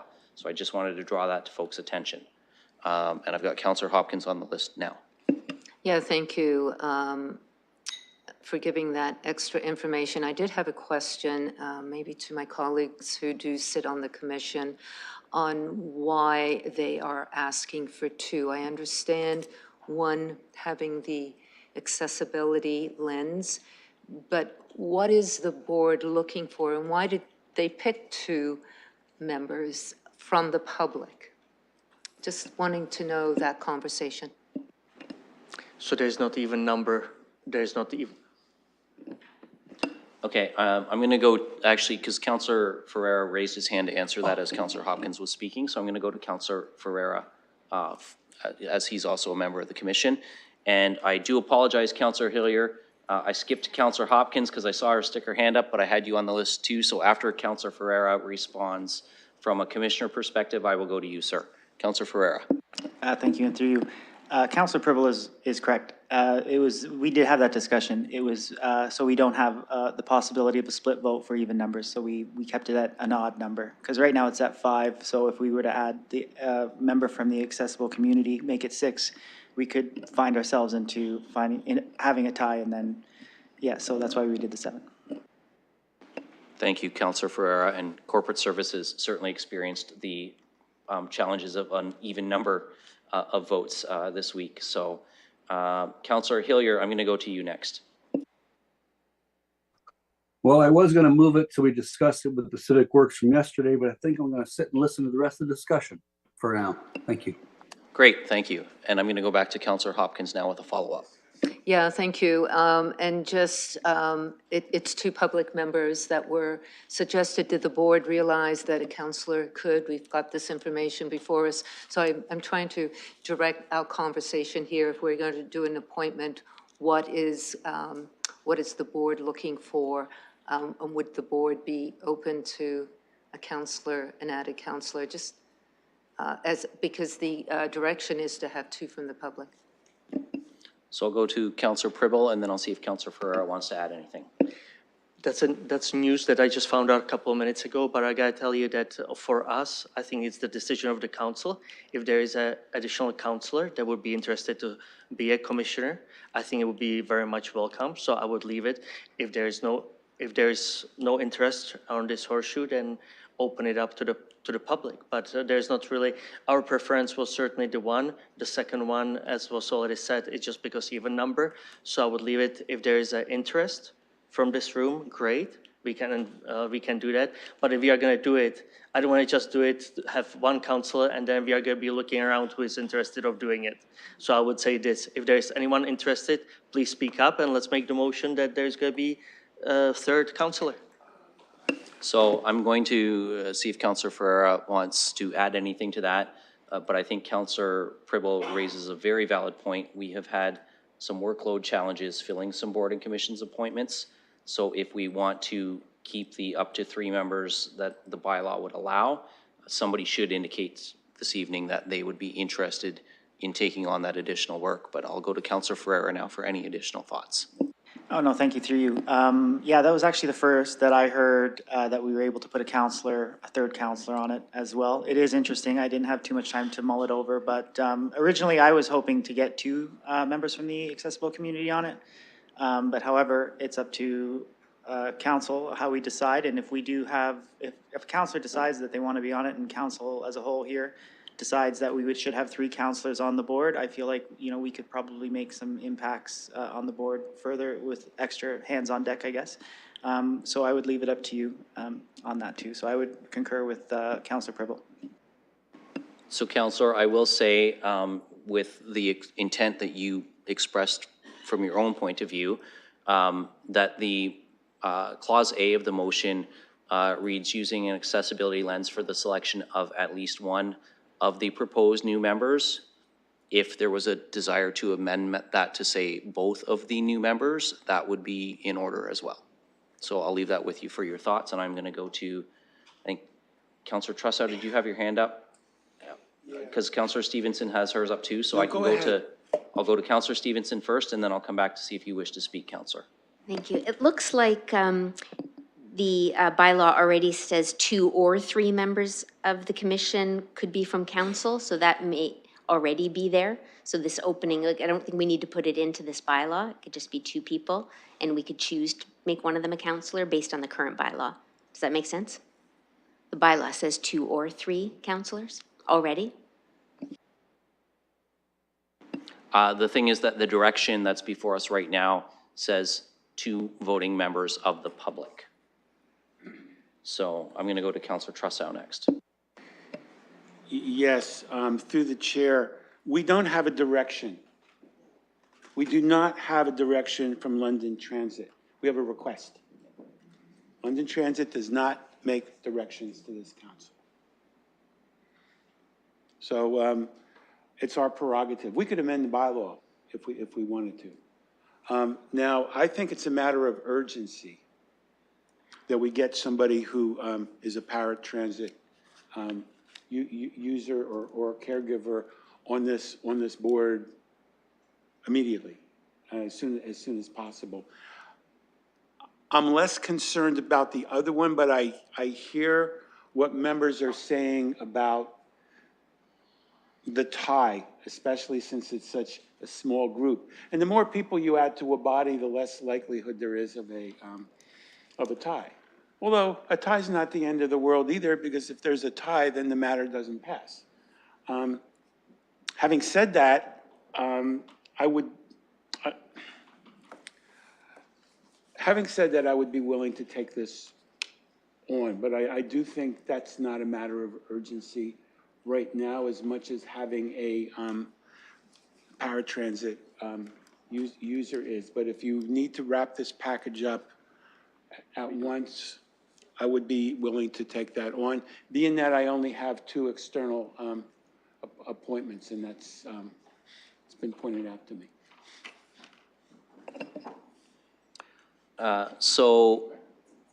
Bear with me for just a second. I'm just going to ask a question of the clerk.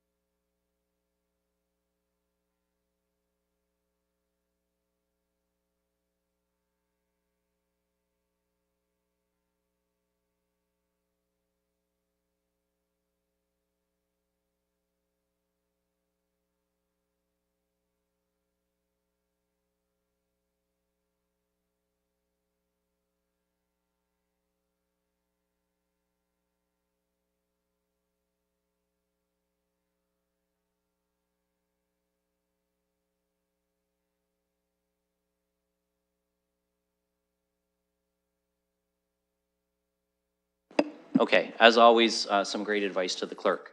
So we have, and I see Councillor Pelosa has her hand up, so I will go to you right after I share what the clerk has advised. So if colleagues wanted an opportunity for a councillor to fill one of those positions, we would simply change Clause A to say to add two more voting members to the commission, and we would just delete the "of the public." Using an accessibility lens could stay in, that would be fine. Where we would need to make a change is in Part B of the recruitment process for the above noted proposed new members. And we would be directing the clerk to only pursue a public recruitment process for one spot if we wish to put a councillor on. So that's something to consider in terms of, as we're having this discussion about what we want to do, is even if we want to add a third councillor, we have to change the bylaw to move the commission from currently 5 to 7 members. And I'm going to go to Councillor Pelosa next for her thoughts. Thank you, Mr. Chair. And for me, I'm not as much interested in having another councillor seek this opportunity to serve on this board. I'd be interested in the public who uses and relies on the system. Definitely the lens of accessibility, as we've discussed. And as earlier tonight, we've discussed the 50-30 of some boards and what we'd like to see. This could be an wonderful opportunity to start implementing some of that and recognizing that there's equity, underrepresented and equity seeking individuals in the city who would be underrepresented. And we know that women are the primary users of transit, and they use it and rely on it with their children. We know for getting to work and daycare and schooling that transit's not always running on time. And daycare, some of them charge late fees when you pick up your kids. So having that lens and that lived experience of those who use and rely on the system, for me, is important when making these decisions and recommending appointments. So I'm supportive of 2 members from the public. Thank you.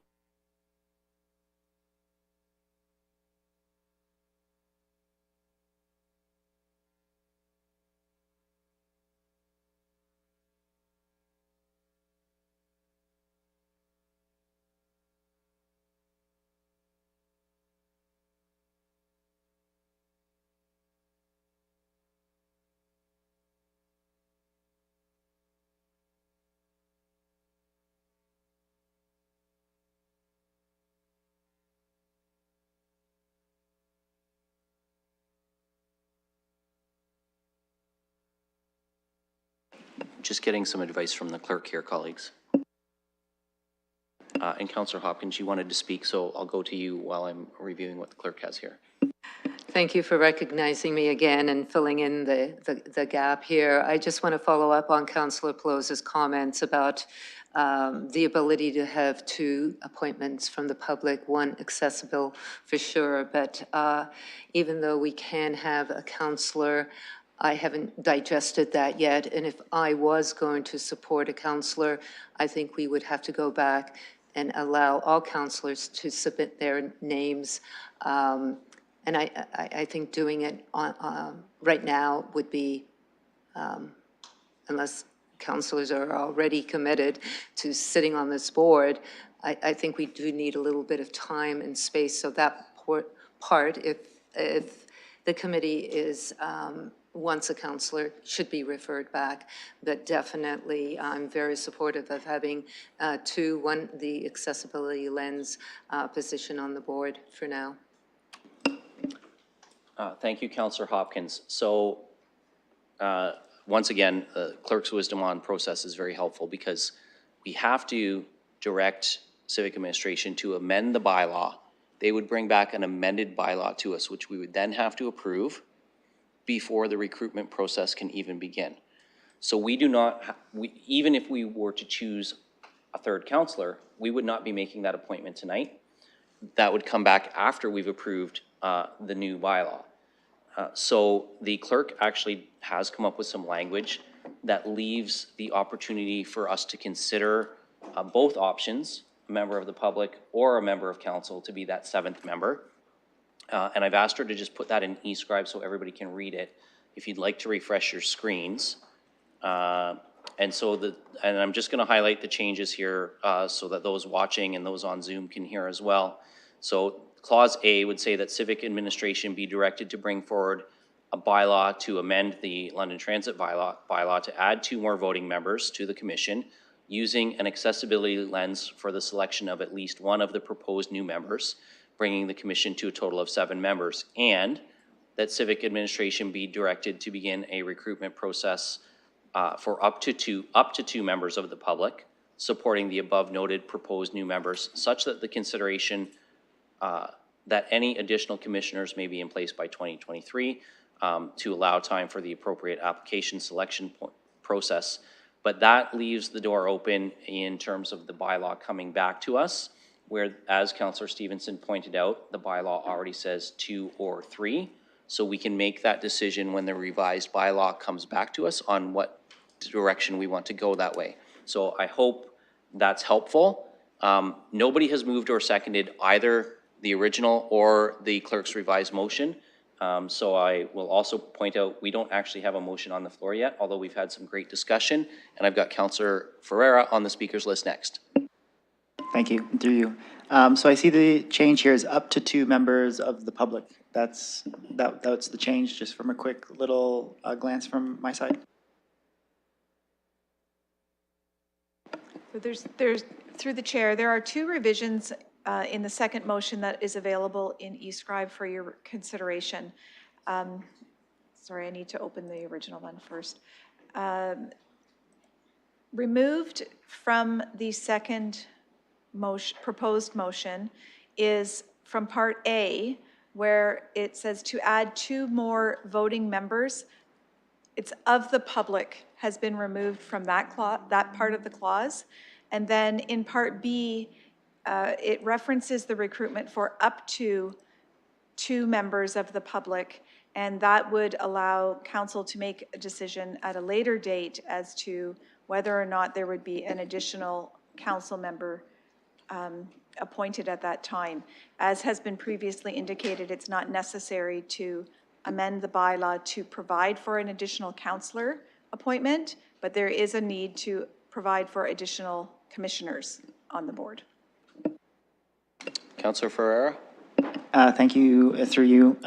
Thank you, Ms. Westlake Power. I would move this, the second amended, or the second motion in eScribe here. I'll move that.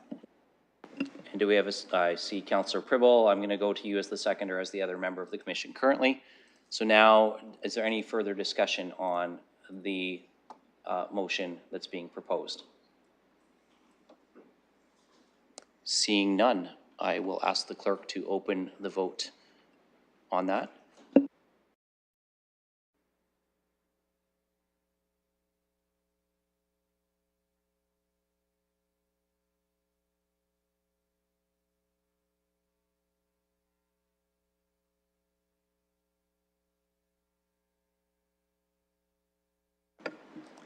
Closing the vote, that motion is passed 15-0.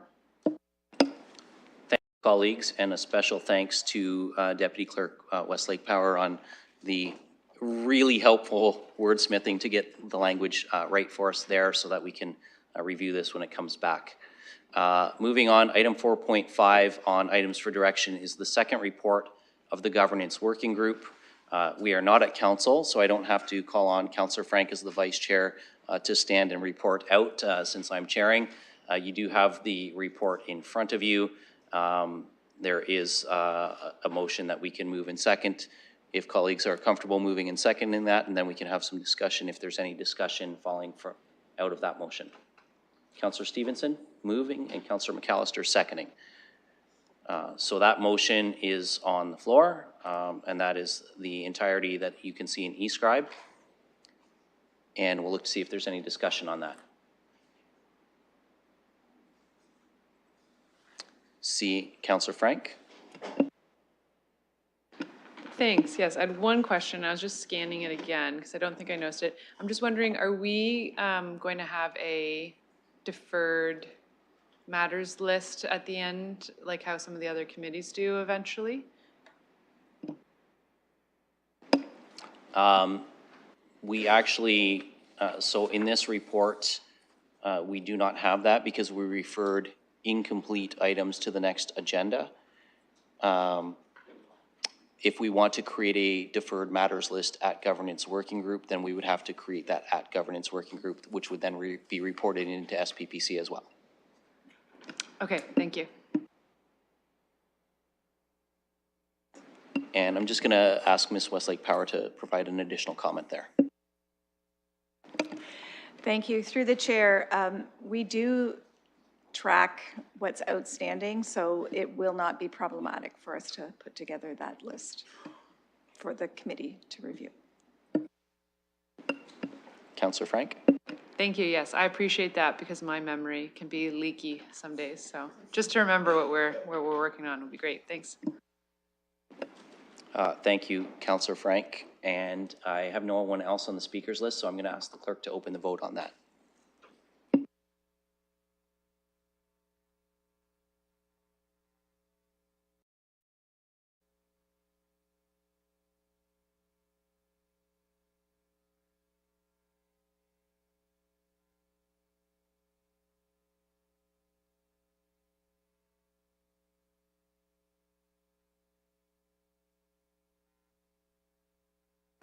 Councillor Van Meerbergen?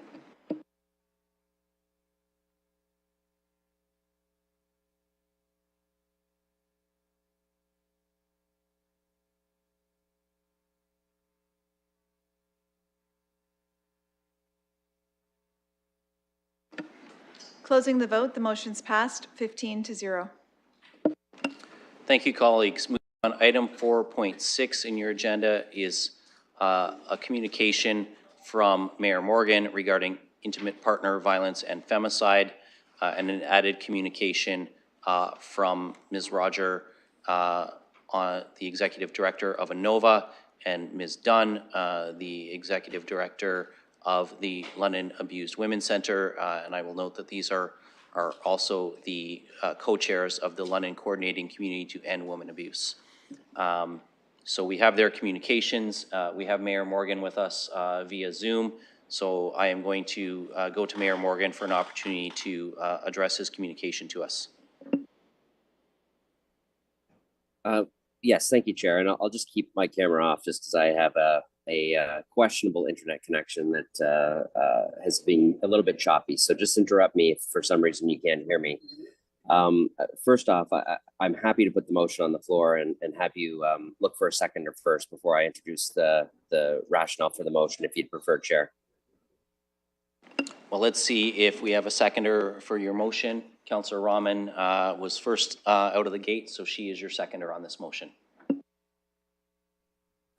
Okay, then I'll speak to the motion. And I want to say to colleagues, like, this is not only something that is happening or being considered by our council. There are other councils who are actively moving forward with responding to the recommendations of the Renfrew inquest.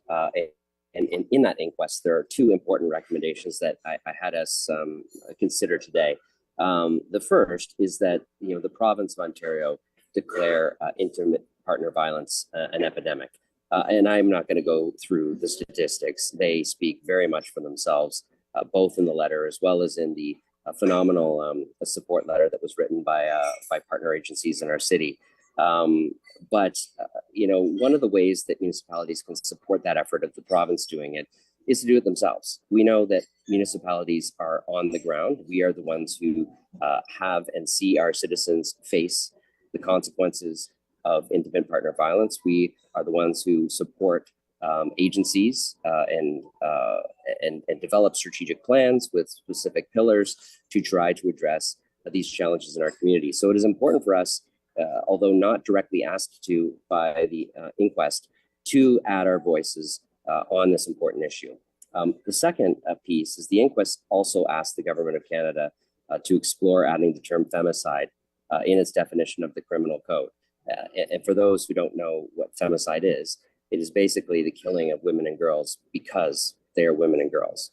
And this happens way more often than is tolerable in an advanced society. And it is something that we should add our voice to the calls of the inquest recommendations to ask the federal government to do that. So you see before you a series of clauses.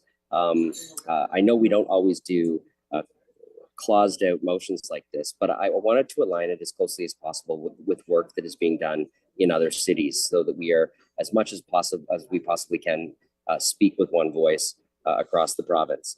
I'll just finish by saying this is a very, very difficult issue for so many in our community who have either experienced violence by their intimate partner or know someone who has. And I just want to say, you know, there are motions and there are actions that we can take on this issue.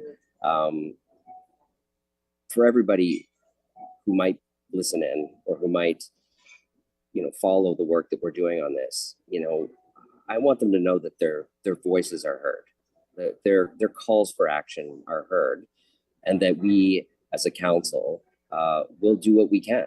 And that includes the actions that we are taking in a very comprehensive strategic plan approach, but as well as call on other levels of government to take the actions that they can to support these important issues. So colleagues, I hope you support this. I look forward to any discussion or questions you might have. Again, I could have gone through all of the statistics in this document, but they very much speak for themselves. And of course, we have advocates in the community who speak with a much more articulate voice than I do on this. And I know you've seen their letter too. And I would ask you to consider that as you vote today as well. So thank you for your consideration, colleagues. Thank you, Mayor Morgan. I have Councillor Frank on the speakers list next, and then Councillor Hopkins.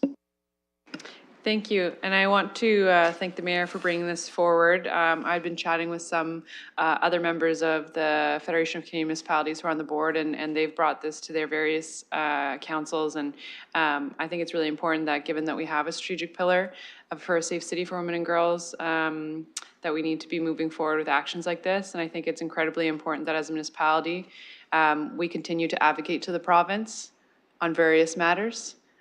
Because I think that adding our voice to make changes, and, you know, while people might say maybe this isn't, you know, in our lane, I think stuff that the province does impacts our local city and our residents of our city. So I think it's important that we continue to do this kind of advocacy work. So thanks to the mayor for this.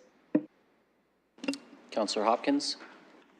Yeah, and I too want to give my thanks to the mayor for bringing this forward. I am pleased to see that the Association of Municipalities of Ontario is on the list to receiving this recommendation. I understand the intent is to bring those pressures to the provincial government in particular, but also to the federal government on the safety of women and girls in our communities. And to me, this also adds to the renewal of our pillar and our strategic plan, brings that focus back. It also creates a leadership in our municipality as well, that we can take on that role. But more important, it also commits us as a council to engaging with community partners, educating and supporting our residents about the seriousness of long-term damage of violence in our community. And again, thanks very much to the mayor for bringing this forward. Thank you, Councillor Hopkins. Any other speakers to the motion?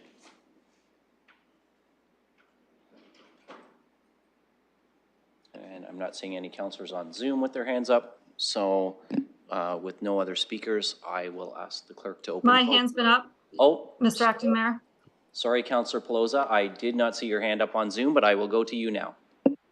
Thank you. I just want to take the opportunity to thank the city's partner organizations for doing this work, for bearing the trauma of the frontline work that's done in advocating for these things, for our first responders who respond to these calls, and having known through the pandemic and having met with them that the frequency and severity of the violence they're seeing against women and intimate partner violence has drastically escalated in severity, knowing that sometimes the summer is the most dangerous time for women for acts done against them. This is work that needs to be continued and elevated. This council started this as a strategic pillar in our priorities in 2018 and have recommitted to that in 2022 for this term of council, and grateful for this council's commitment to furthering making this a safe city for all women, regardless if they're residents of the city, here as students, or visitors coming in. Thank you. Thank you, Councillor Pelosa. And I have no one else on the speakers list, so I will ask the clerk to open the vote now.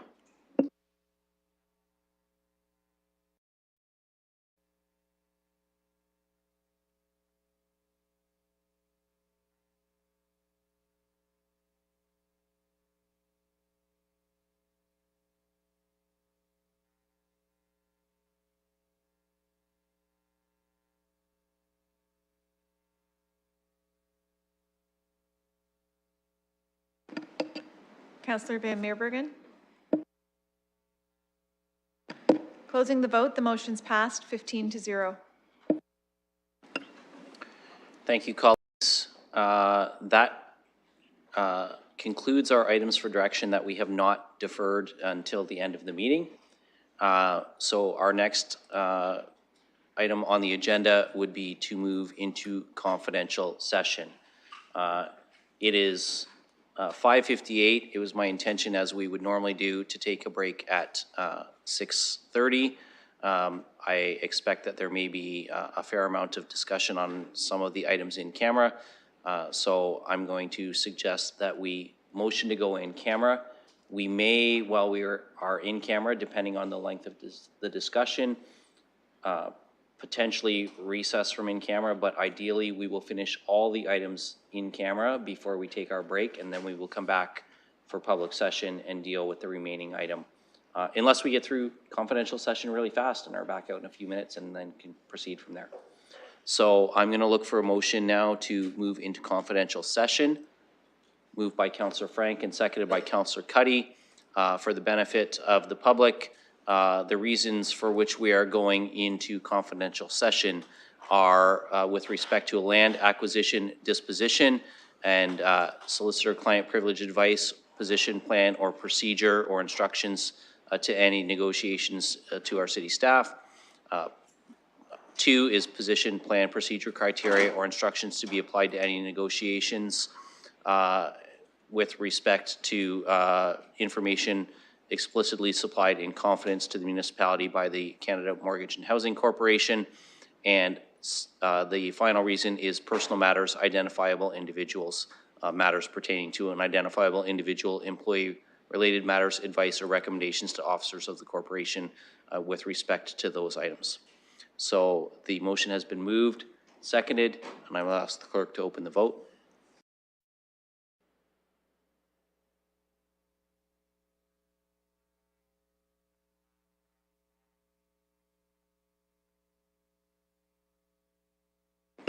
And I will advise colleagues, we will not be moving rooms for this one. We will be remaining in chambers for confidential session. Councillor Van Meerbergen?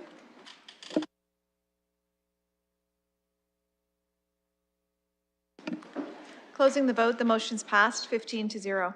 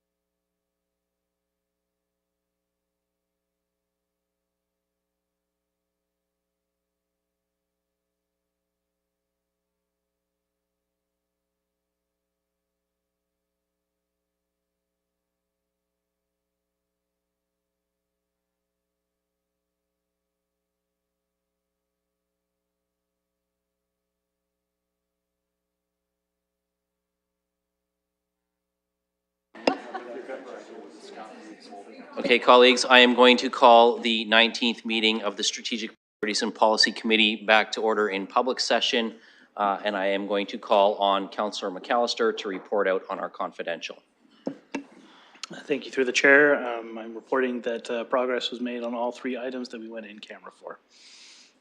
Thank you, Councillor McAllister. Colleagues, resuming our public session, we have 1 item left, which we deferred from our items for direction until we return from our confidential session. So we are back to the master accommodation plan. I have been advised as we were preparing to return. So I'm going to go to Councillor Lehman first, as he would like to address the motion he made before we went in camera. Thank you, Chair. Based on the information and discussion in private session, I would ask to withdraw my motion, and I'm planning to replace it with a revised motion. So I'm going to look to see if there is any objection, if we have consent to allow the prior motion to be withdrawn and a new motion to be put on the floor because of the information that was received in confidential session. So I see a lot of...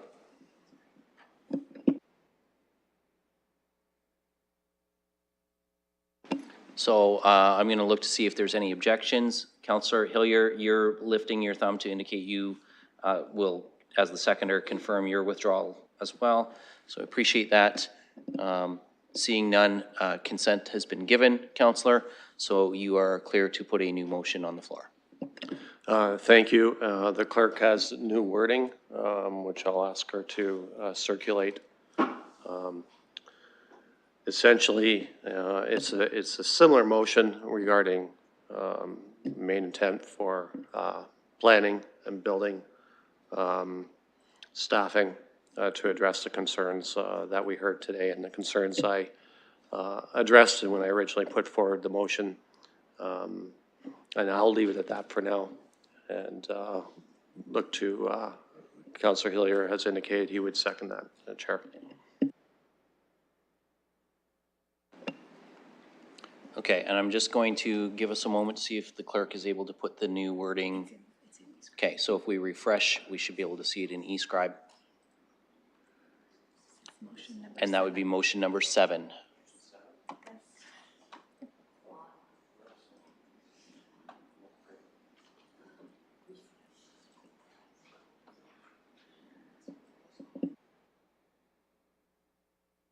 And I will ask the clerk to read it out just so that we can share that with everybody. Thank you. Through the chair, the motion reads as follows: that the following actions be taken with respect to the master accommodation plan and alternative work strategies. The report dated July 19th, 2023, with respect to an update on the master accommodation plan and alternate work strategies be received. Part B, the civic administration be directed to initiate the conclusion of any current alternative work strategies in the planning and development and building services areas and return to office locations full-time by or before November 1st, 2023. And Part C, the implementation of alternative work strategies in service areas other than those noted in Part B above be continued. Okay, if that's there for everyone's, that's in eScribe, we've got a motion moved and seconded, and now we can begin discussion on that motion. Councillor Frank. Thank you. Yes, just a couple questions for staff through you. Just wondering what the impact of this motion would be for staffing levels and for the budgets. Ms. Livingston. Yes, Mr. Chair, if I could, in response to that question, say a few additional things, if that would be okay. So we are very well aware of the concerns of the industry. Mr. Mathers meets with them regularly, as do I, and we understand very well there's concerns that staff perform better at work than at home, poor response times, and the need for better collaboration and training. Council will know very well that Mr. Mathers brought forward a report on June 19th to PEC that outlined a number of steps that are being taken to address these concerns, and in working with the industry around process improvements, enhanced customer experience, and increased capacity and capability. We're also looking forward on how we can track staff performance with respect to customer responses, including baselines and targets. So I just want to be clear, it's not like we've done nothing in response to the concerns of the industry. We've done many, many things and will continue to do that. In terms of impacts, there are several I would like to highlight. The first is logistical, and if you wish to have more detail about this, I'll refer it to Ms. Barbon, but one of the things that we were asked to do was to consolidate planning and development onto one floor at City Hall, in one place at City Hall, move people from 201 Queen here. The reason we were able to do that within our existing footprint is because of hybrid work arrangements. That is why we were able to do that. We are also, as you know, brought forward a report recommending the additional of 11 new building staff members, which was supported, and that was made possible because of hybrid arrangements. With this direction, there will be significant staff space impacts, both for planning and development and for building. We will need to find additional space, either in this building or in other buildings that we will likely have to lease to have that space. So either we disrupt other staff that are currently in the building in order to accommodate all these staff here full-time, or we would have to split up these areas. Those are some of the things that we would have to work through in advance of a November 1st timeframe. Additionally, from a retention and attraction perspective, we are, and I also just want to be clear because I'm not sure everyone understands what the current arrangements are, so I'd like to just clarify that. So for both of these divisions, there are staff in the building every day. There are staff in the building every day, and there's counter and phone coverage Monday to Friday, 8:30 to 4:30. So it's not like the offices are sitting empty. There are staff in the building. For building staff, all staff work 50% remotely. For building, it's 5 days in, 5 days out. For planning, it's 2-3-3-2. The reason for building that it is 5 in and 5 out is we have a number of staff who live a significant distance from London. And so from a retention perspective, that arrangement works better to be able to accommodate where they live and coming into work. With respect to retention and attraction, we're currently aware of approximately 6 to 12 staff members in both building and planning that would we would anticipate likely leave the city prior to coming back into the office full time. This is a combination of significant distance to travel, but also we have very recently lost approximately 6 staff to the GTA municipalities where permanent full-time remote work is available for planning staff. As well, they garner greater salaries than we are able to pay here. So we anticipate that if we proceed with this direction, we'll deal with the space issues. They will be not insignificant. And we will certainly have retention and attraction issues for both building and for the planning and development areas. So as council is making this decision, I just wish you to have that perspective. The other thing I would highlight is that while all the other service areas will remain in the alternate work mode, I would anticipate that this would be an impact to the morale of both of these heavily worked staff areas. So lots of things to think about, which is why I'm, if you're proceeding, grateful for the time to introduce change management, bring as minimal disruption as possible, and try and manage some of these impacts that we know will happen, and some of them that we hope won't, but expect they will. Counselor Frank. Oh, hang on. We're going to hear some additional information from Ms. Barbone first. Thank you, through the chair. So in addition to Ms. Livingston, one of the comments is that we will need additional space. So at a minimum, we anticipate it's approximately 25% greater than what we currently have, although we'll need to assess that based on needs. One of so certainly whether it is the existing staff moving from the building to consolidate them on another floor, or we will need additional space. So whether that is approximately a floor or floor and a half in this building, we would need to either locate those staff in new premises that are leased, and or relocate the staff that we would from City Hall to that new premises. So one of the concerns is we would need some time to procure that. So certainly we'd have to go out and typically we do that through a competitive process, but we would review our current space requirements to see if there is any room to look, given some of the alternate work strategies in place, if that availability is there, but certainly we would go out through an RFP is typically how that's done. There is no budget for additional lease space, so that would be a financial impact that we would need to bring through the multi-year budget, because that certainly capacity does not exist. The other thing I would note is with respect to furniture and equipment that we would need to order to outfit the staff coming in every day, it's about a 10 to 12 week lead time for any furniture. So noting November 1st, it may be problematic that we won't have, given the supply chain challenges, desks and equipment for the staff by that date. So we would need a little bit of leeway potentially to be able to ensure that we have that available, and it will likely take longer than November 1st. Thank you, Ms. Barbone. Councillor Frank. Thank you. And I had one follow-up question. I think that it probably won't work, but some of the discussion we heard from the delegates was that 1 week off, 1 week on, 3 days in, 3 days out.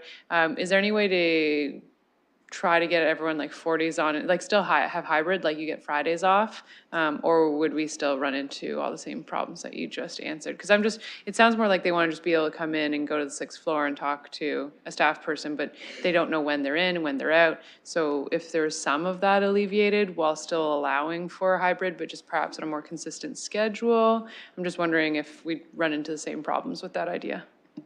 Ms. Livingston. Through the chair, we do have a consistent schedule. It's 2-3-3-2 for planning, and it's 5 in, 5 out for building.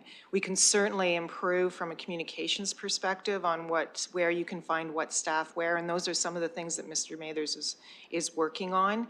There will still be implications, even if we went to 4 in 1, there's still perhaps the staffing concerns might be less. But the space concerns I'd have to assess. So I take the point, I'm just not sure I have the answer for you. Councillor Frank. Thank you. Yes, I appreciate that. Based on the information, I won't be supporting this. I think that we could continue to have maybe a report back at a later date to see what else staff can bring to us that would recognize the concerns from the customer, as well as try to accommodate any issues we have financially and with the workforce. So at this point, I think it's, personally for me, it's too hasty to make this decision without understanding how it would negatively impact our staff and our budget. Thank you, Councillor Frank. I'm going to ask Councillor Rahman to take the chair because I have myself next on the speakers list with a quick question. Thank you. Recognizing I have the chair and I have Acting Mayor Lewis on the speakers list. Thank you. So first question, having heard what Ms. Barbone was saying with regard to simply material supplies, I'm a little bit concerned about the November 1st date if we go this route. And I know the answer from staff is always through you, Madam Chair, we will do what council directs, but realistically, if we were to go this route, would a longer lead time to get there be more helpful to you? You know, whether that's the 1st of 2024 or even by the end of the 1st quarter of 2024, just recognizing that if we don't even have desks or a chair for them, that becomes a little more challenging than whether or not they are driving into a job 5 days a week. So would a change in timeline assist. To Ms. Livingston.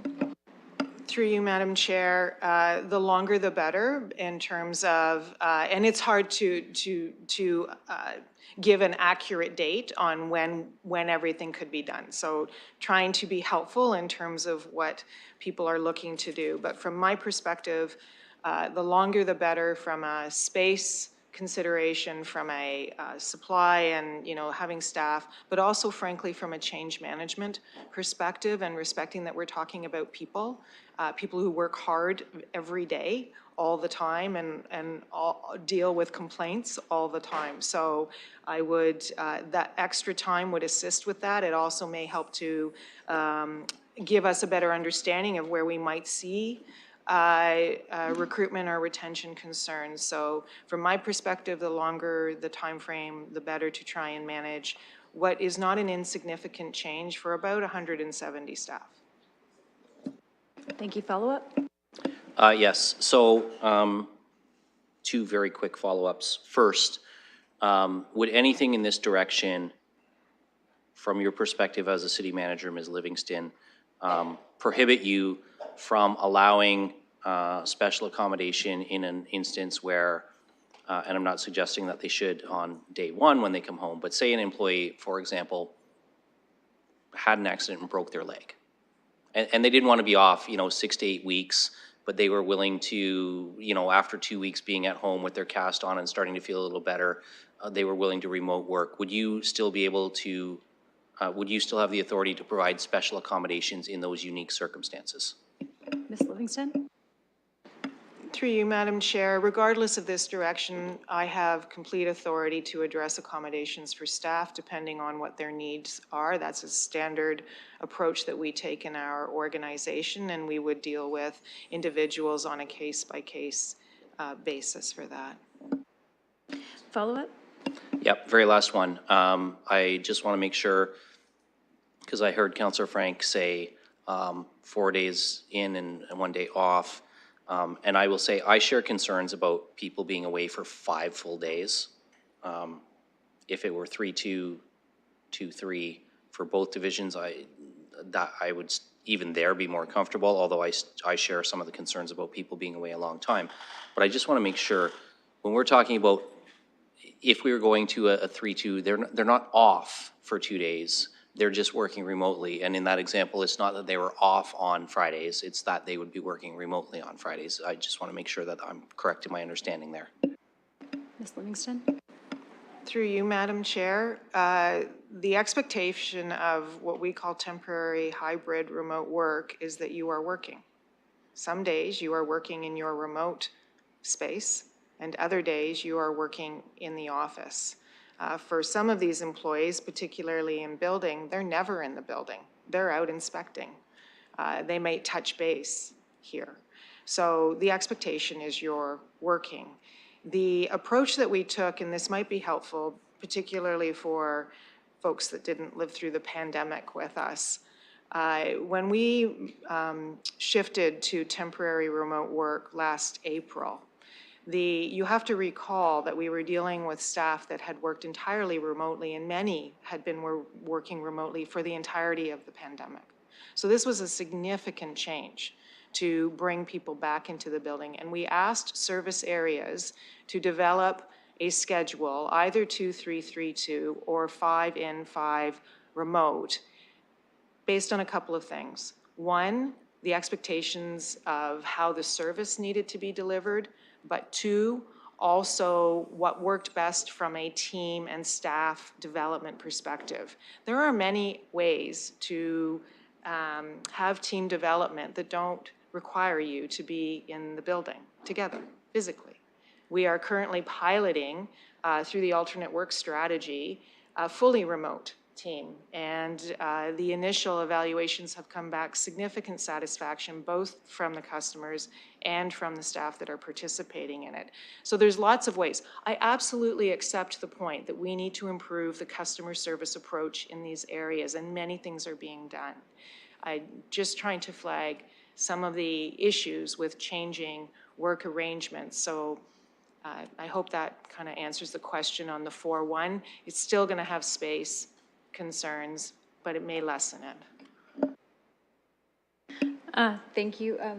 Is that your final question? Okay, thank you. Returning the chair to you, noting that Councillor Trussow is on the speaker's list.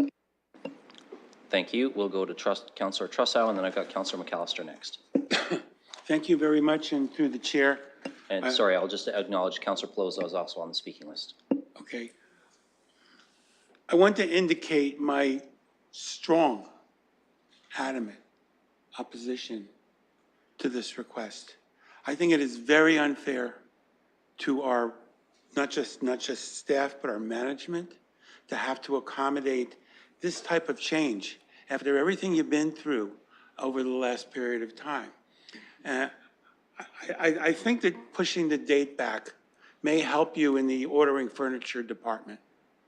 But I don't think it's going to help at all in terms of the serious effect that this is going to have on morale. And when I'm talking about morale, this cuts across all levels of where you stand in the hierarchy of this organization. I'm very, very concerned that an interest group can come in here and even come close to moving this council to make this type of consequential change. If we are going to make this type of change, we should be reviewing it system-wide, and we should be applying the same types of rules to people in different departments and different units. And I think what we're doing here is we are privileging, and you know how much I hate the term customer, but I guess I have to say it because that's the word we're using today. We cannot be privileging a certain class of customer. What about if the people who were like, what's an example? Well, I'll leave that there without an example. But I think that you've got a lot of accumulated experience and a lot of accumulated learning in terms of how to best allocate the difference between remote and off learning. And the demand that is being placed on you in number B, I think is unreasonable. I don't think it's warranted. I think it really smacks of special privilege for a particular client group, and I think it will have devastating impacts on the credibility of this corporation to continue the way we are, on the good road that we are, given some of the challenges that you've faced over the last few years. So I really want to urge everybody to resoundingly reject B. And if you want to change that to say, to initiate further study, that would be fine. And I think that would at least move things in the direction. But we can't have interest groups coming in here changing the way we operate our city workflow. It's outrageous. So I just want to demonstrate my very clear opposition to this, and I really hope the councilors really think about the implications of what they're doing if they adopt B. Thank you. Councillor Pelosi is next, and then Councillor McAllister. Thank you. Just trying to get my video going as I don't have access to start it. That's okay. You already know what I look like. We can hear you loud and clear, no matter whether we Perfect. can That's see all your I need. smiling I have a face. lovely voice. You just know I'm smiling. Question 3 to staff to begin with. When staff are doing the 5 on, 5 off, is it a shared workplace desk for each employee, or does each employee come into their normal setup in the office? Ms. Livingston. Through you, Mr. Chair, it is a shared space. Thank you. So it seems we're already maximizing the space we have available to us, that one space already services 2 employees. I'm grateful for this conversation, for Councillor Lehman to bring it forward, recognizing we've heard longstanding issues. You know, it's not just this term of council, it spanned twice, at least 2 terms that I've been here. knowing we don't have the budget for it, and knowing we're already having difficulties with employee retention, worried about the loss of talent this decision could have, and knowing that some employees have reached out throughout the pandemic that we've been through that honestly and sincerely did claim that once they started working remotely from home, environmental factors that impacted them at work that they weren't even aware of diminished. They had a higher quality of life, a reinvigoration in their job, and more productivity. So always mindful too of those who want to be of service and love the city of London and their jobs, but just the office isn't the right place for them full time. So those are my concerns. And I won't be able to support that one motion at this time. Thank you, Councillor Pelosa. Councillor McAllister. Thank you, through the chair. So I just want to start off with a question. In terms of, I believe it was 11 staff that were, I'm not sure if they started, but when are they going to be brought on board? And if not, do we have a date for that? Maybe we'll go to Ms. McNeely for that, or Ms. McNeely? Thank you, through the chair. We haven't actually, we've just reported out on those 11 people, so it will be posting, we're actively posting now, and as the positions become available, so it'll be over time. Councillor McAllister. Okay, and thank you. And that was something that came to mind as we were having this discussion, and I think a lot of employers are facing this, because I view this issue differently in terms of, I think a lot of the time it's actually staffing levels. And I think with bringing 11 new people on board, that will alleviate a lot of the issues that were brought up by our delegation. And personally, I don't think we've given enough time, because these people haven't even been onboarded yet. We haven't posted for those jobs. And I think that we have to allow some time for new staff to be brought on board, because I see this more as a volume issue. And I know, again, the hybrid model, a lot of people have experienced in the last few years, but in a lot of cases, the argument was being made, well, the service has gone down. But I think in a lot of cases it's because of staff. And we're talking a lot about retention, and I think that that is a big problem as well, because I think by doing this, it makes us a less competitive employer. And we heard that, there's potential, for staff to leave. There are other municipalities that can offer higher wages. And so I think it takes away from that, and it makes retention even harder. And so for all those reasons, I won't be supporting this. And sorry, just to add to my last point, I think the cost of living needs to be factored into this as well. A lot of people are now looking at the working remote as a way to save. Salaries aren't going to necessarily skyrocket, but people are looking at employers to offset those costs, and I think that that's going to be a factor when people are looking at a place to work. So again, for the reasons I mentioned before, I won't be supporting it. Councillor Stevenson. Thank you, and through the chair, just some comments that last summer when I was canvassing and these 8 months in office, I hear consistently that it's not working for the development and the construction industry. And the delegates who came before us have really thoughtfully considered, and they understand that there is likely to be some short-term pain. And they realize that, and they have weighed that and come and still made the request, because they feel that in order to meet our housing commitment, that is what they need. And so when we talk about privileging a certain customer, I think it's more about listening to our partner in solving this housing crisis that we're in. They are our partner. Without them, we don't have houses. So I think we get to listen to their request and honor it if we're serious about meeting our housing targets. They are very aggressive. And if we think that things are going to change without changing things, it's just not going to happen.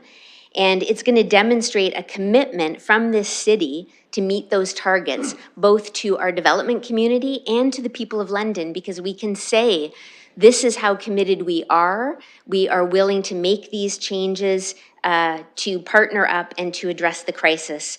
So, and when we talk about shared space, that doesn't help the businesses who are coming in with their relationship, because it's the wrong person at the desk who doesn't have their file. So just because there's a body at the desk doesn't necessarily help with continuity of transactions. And when we say we don't have the budget and we're worried about loss of talent, we have to have the budget. I mean, if we're committed to doing this, we're gonna have to invest and spend money, and we're gonna need the talent that is effective. Unfortunately, like if our partner in housing development says they need this, then we need people who can do the job. And if they can't be here to give the service that our housing partners say they need, then we don't have the right people, unfortunately. And I'm compassionate in terms of impact and change, and it's difficult, and everyone's been through a difficult time. But what I heard at the door loud and clear, and the commitment that I made to the residents of Ward 4 and to the city, was that housing, housing, housing. It has to happen, and I will be supporting this. Thank you, Councillor Stevenson. Councillor Ferreira. And thank you, and through you. I am listening to the debate here. I understand the concerns that Councillor Lehman is bringing to the floor. But I do hear what Councillor Frank, Trousseau, Pelosa, and McAllister has said. Specifically McAllister, he has pointed out a different way to address this issue with the volume. And I do see that if there is an issue here, there's obviously different ways to address it. And if we hastily get into looking into taking away the alternative work strategy for that specific area of the city, and we just do that now, we will not be able to look at other options that could also solve this issue as well. So I do feel like maybe it would be wise to go back to staff and ask staff to report and assess. I have a motion that I'd like to put in as an amendment, considering the local businesses downtown with the alternative work strategy, but I'm not just saying, let's bring everybody back to work. My motion is going to be looking towards staff to assess and see the impacts, because I feel like more information is needed.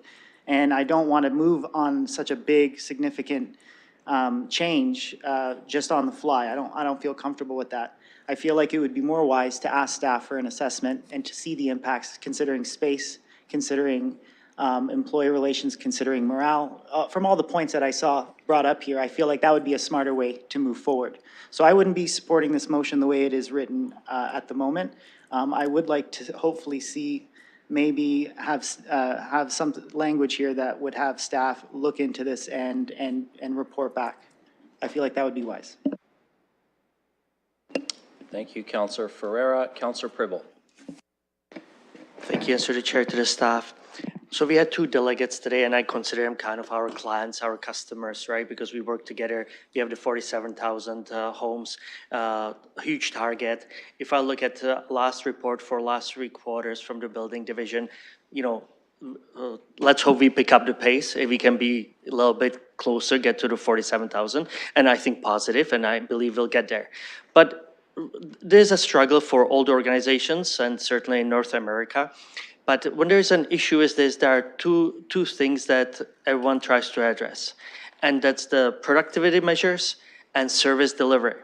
And I would love to see, I like this motion, but I would be okay to change it, and we can, by end of August, if we can have these two things, we know that there is something and our clients are not happy with something.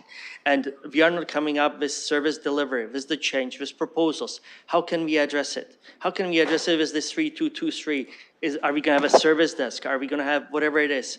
And then the measures of, it will be much easier for us if we, as councillors, this was the productivity measures before, even though, you know, before pandemic. These are the numbers that each inspector, each person delivered, and they are still delivering it on the 3255 schedule. But I think that this is the thing that I'm okay to change it, but I want certain first step to guarantee me that we are on the right track and we are going to satisfy the needs of our clients, of our customers. So my question to the staff is, would we be able to receive the productivity measures proposed and service delivery change? I don't know whether, I know Ms. McNeely has a work plan up on a wall upstairs, but I'm not sure if she has.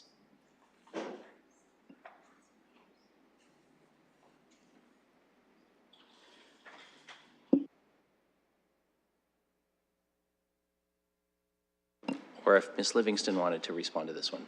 I apologize, Mr. Chair. Mr. Mathers is away, so Heather and Ms. McNeely and I are trying to manage this conversation as best we can. So there's a couple things I'd like to say, and then I'm going to refer it to Ms. McNeely. The June 19th PEC report articulated a number of the steps that we are taking to try and improve both our process pieces, the customer experience. It included the addition of staff. We are creating a desk. We're creating a special file manager, if you will. There are a number of things that were included in that report. As well, Mr. Mathers is indicating that he's moving forward to create specific performance measures for staff and how we will track that. I'm not in a position today to tell you the timing of that. Mr. Mathers returns on Monday, and I can ask him then when he's anticipating to bring that forward. So I'd just like to reiterate that Mr. Mathers has been working very closely. We have a customer process and improvement table where many of these things are being worked on together with the partner industries that we have.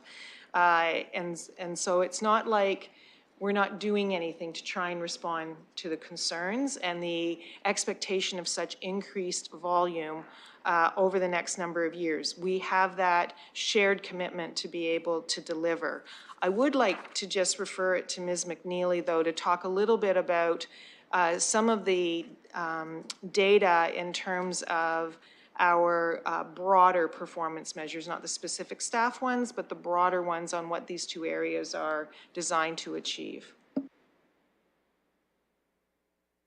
Thank you, through the chair. I just wanted to add a little bit more about the performance measure. It's the development planning application tracker. And so there's two parts to that. With that one, we have to build the layers. We're working with our ITS folks, trying to build that strong foundation so that then anybody that wants to know where their application is, where it's in the queue. We're actually going to be putting a committed staff person from our team on that project with a dedicated ITS person as well, because that's how important this project is. With that, that will take about another year, at least, before we actually have something that we can test and start piloting. Having said that, we're also working on something that helps the industry understand where they're at. And as Ms. Livingston mentioned, it's the constant communication, it's the streamlining elements that we're trying to build in. The communication, being more quickly in terms of turnaround, in terms of responses. But the volume is the volume, and the volume is quite heavy. So it's very difficult to respond to inquiries in 5 minutes once you receive an email. So we do have a standard of 48 hours. When applications, we have our standards. So when they're, the two-week time, there's an escalation. So there are measures in place. And so we may have to work closer to those standards and work closely with the industry to remind them of those standards. But having said that, some of the data that I'm going to share with you relates to what was in the annual development report back in February, and it relates to the comparison between 2021 and 2022. And it also has some that were pre-pandemic versus post. And we certainly would be happy to do a deeper dive if this was referred back. But having said that, our site plan, that was our first pilot project that we did through streamlining. And you will hear from the industry that it's really good now. You're not hearing the complaints about those ones because we actually spent a considerable amount of time on that. We are well under the 60-day statutory requirement. We are in 2018 and 2019, so those were pre-pandemic, we were about 22 days, well under that 60-day statutory timeline. In 2020, 2021, we're about 21 and 20 days. So we're still meeting that general standard, and the same in 2022, and so far in 23, we are still meeting around the 22 days. Under the zoning bylaw applications, our applications increased from 38 applications in 2021 to 50 applications in 2022. That's showing you the volume. With that, we actually had a 12% improvement in terms of that turnaround time for those processes. Consent applications, we've improved from 74% in 2021 to 100% in terms of meeting the timelines. So again, in 2022, we met all applications for consents within the 90-day statutory timelines. For minor variance applications, they range from about 140 to 170 applications. And as we continue to have the zoning bylaw, the current zoning bylaw in place, we're going to continue to see more minor variance applications because they don't meet necessarily the policy framework. The zoning doesn't meet the policy framework. We need to get that rethink zoning project completed. But having said that, we're still maintaining our turnaround times for those. The same with plans of subdivision and plans of condominium times. There was an increase in applications in 2021. 8 applications, that's not really standard for a lot. You usually get maybe 1 or 2 a year. But having said that, we're maintaining our standards that we had pre-pandemic in terms of those applications. But certainly we'd be happy to go into a little bit more detail on that. In person, we can tell you that in-person counter inquiries, from January to June 2023, we had, for planning and development, we had 288 counter inquiries. Staff were here to accommodate for that. In building, they had over 1,051 in-person counter inquiries.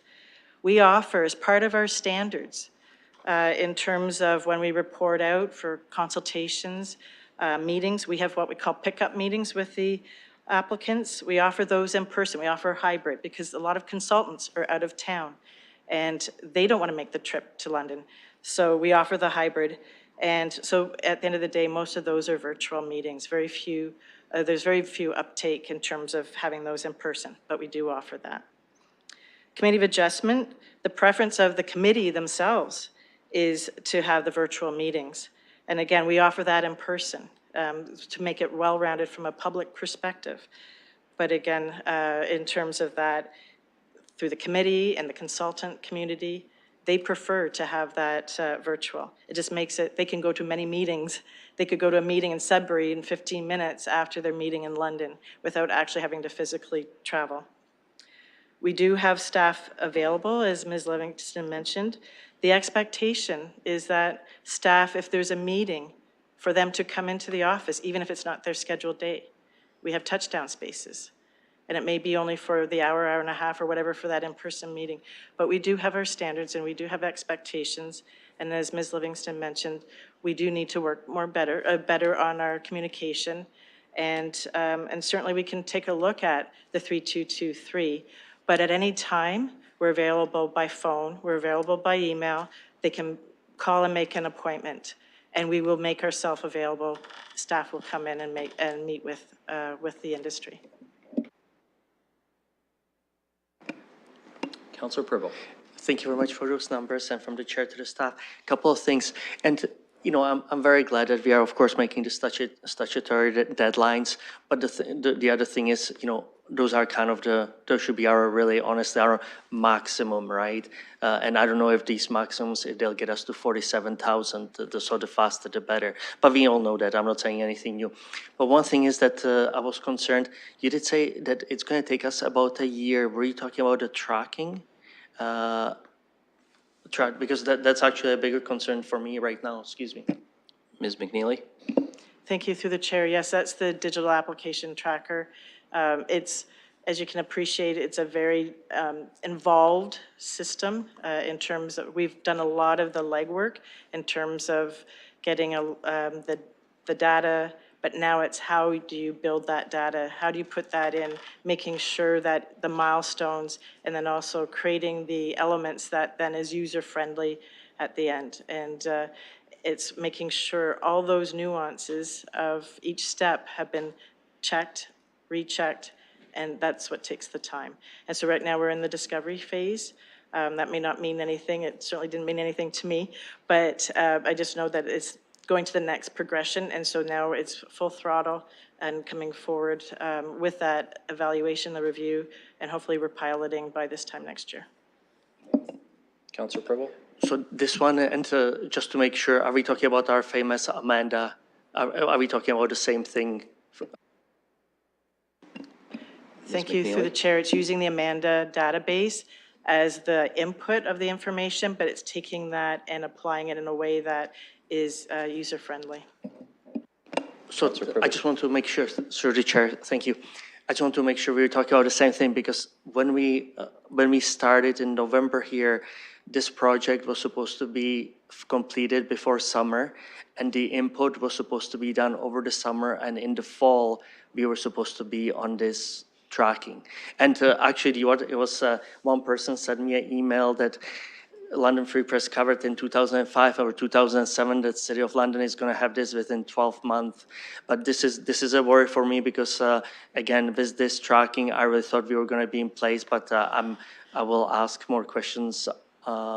Why such a delay? Because again, when we started, it was supposed to be in place before summer, and over the summer input, and fall we were supposed to be on the tracking. So this part is disappointing, no doubt. Going back to the motion, thanks again for the numbers. I know, sorry about that, because I know Mr. Mathers is not here right now, but I will speak to him about this, as well as the service desk, because I know there was the proposal again, the service desk. I thought it was a good idea, but again, I really think that I actually tell everyone, whoever asks me how do I like it, I say I'm loving it. The thing is, I feel like we are on a better track, but we are not spinning the wheels fast enough.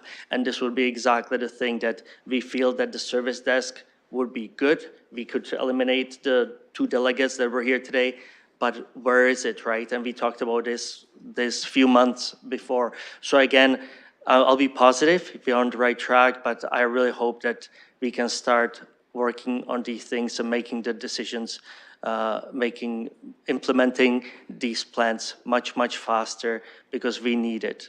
Doesn't matter if it's the building, if it's the housing, if it's whatever. So anyways, thank you very much to the staff, and I will talk to Mr. Mathers when he comes back. Thank you. Thank you, Councillor Pribble. I have I'm just going to advise folks the speakers list currently is Lehman, Lewis, Hopkins, McAllister, Stevenson. So I'll go to Councillor Lehman next. Thank you. I'm going to reiterate, 47,000 homes. The delegates that spoke today were not special interest groups. They represent the people that are going to build those homes. I speak to their members. I speak to independent contractors that build 1 or 2 homes a year. I speak to large contractors, and it's the same message. The incredible frustration they have in getting the work done. No one is suggesting that our staff aren't anything but hardworking, want to get the job done. It's the nature of the work. You know, when we look at remote work, there's areas, and that's why in my motion, I recognize other areas that can work remotely efficiently with no effect to the end result.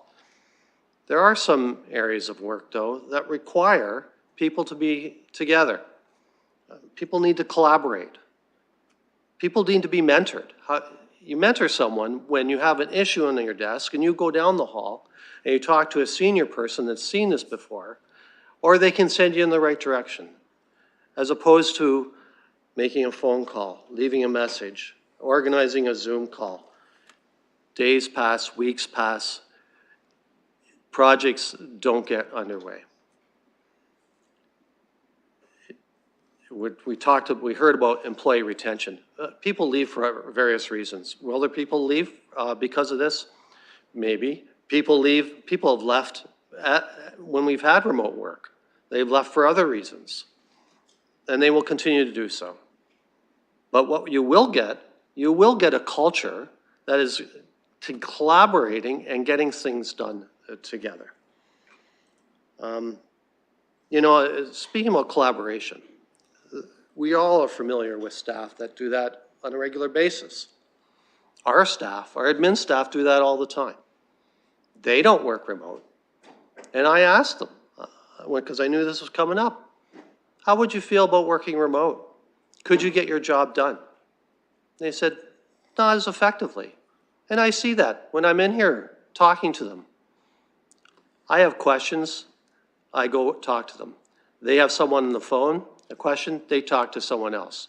I talk to other counselors when we're here. I talk to staff who happen to be on our floor because something came up that didn't need me to get on Zoom to make an appointment to go down and go, oh, by the way, what about this, blah, blah, blah. A 2-minute conversation saves hours.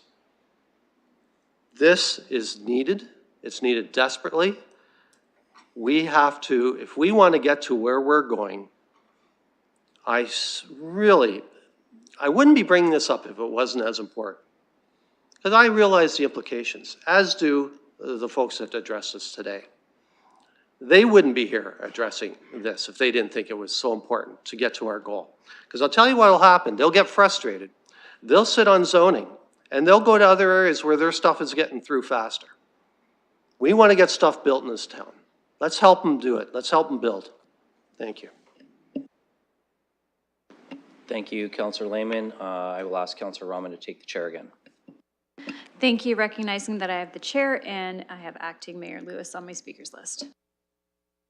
Thank you, Madam Presiding Officer. So I'm going to first say I recognize everything that we heard from both the city manager and the city treasurer absolutely have an impact here. They do.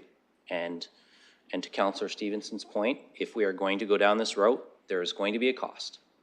Absolutely. I also want to pick up on something that Councillor Stevenson said, which I think is really important, the continuity piece. And whether that will be addressed or not in the new software, the digital file management, I don't know, but I have heard that myself. Yes, and not a special interest group, even an individual constituent who has called in looking to get an update on the permit for their garage, and they wait 10 days, 2 weeks. Then they call me or email me and say, why haven't I heard back yet? Because if the person is not in and they're not reaching the person, and they have reached other people, they've called the Service London desk and been told, oh, the person is working remotely. They're not getting that remote person answering the phone the same way that they're getting the person in the building answering the phone. And for whatever reason that is, that causes them, our residents, our constituents, great frustration. And look, the big guys, you know, and we heard some representatives from the big guys tonight, as much as they're frustrated by it, they also have a voice here that they're working with to try and make some process improvements. The little guy, the guy who's building a garage or a carport or a deck, that they are feeling this, and they are, because I heard it when I was knocking doors too. That's the frustrating part.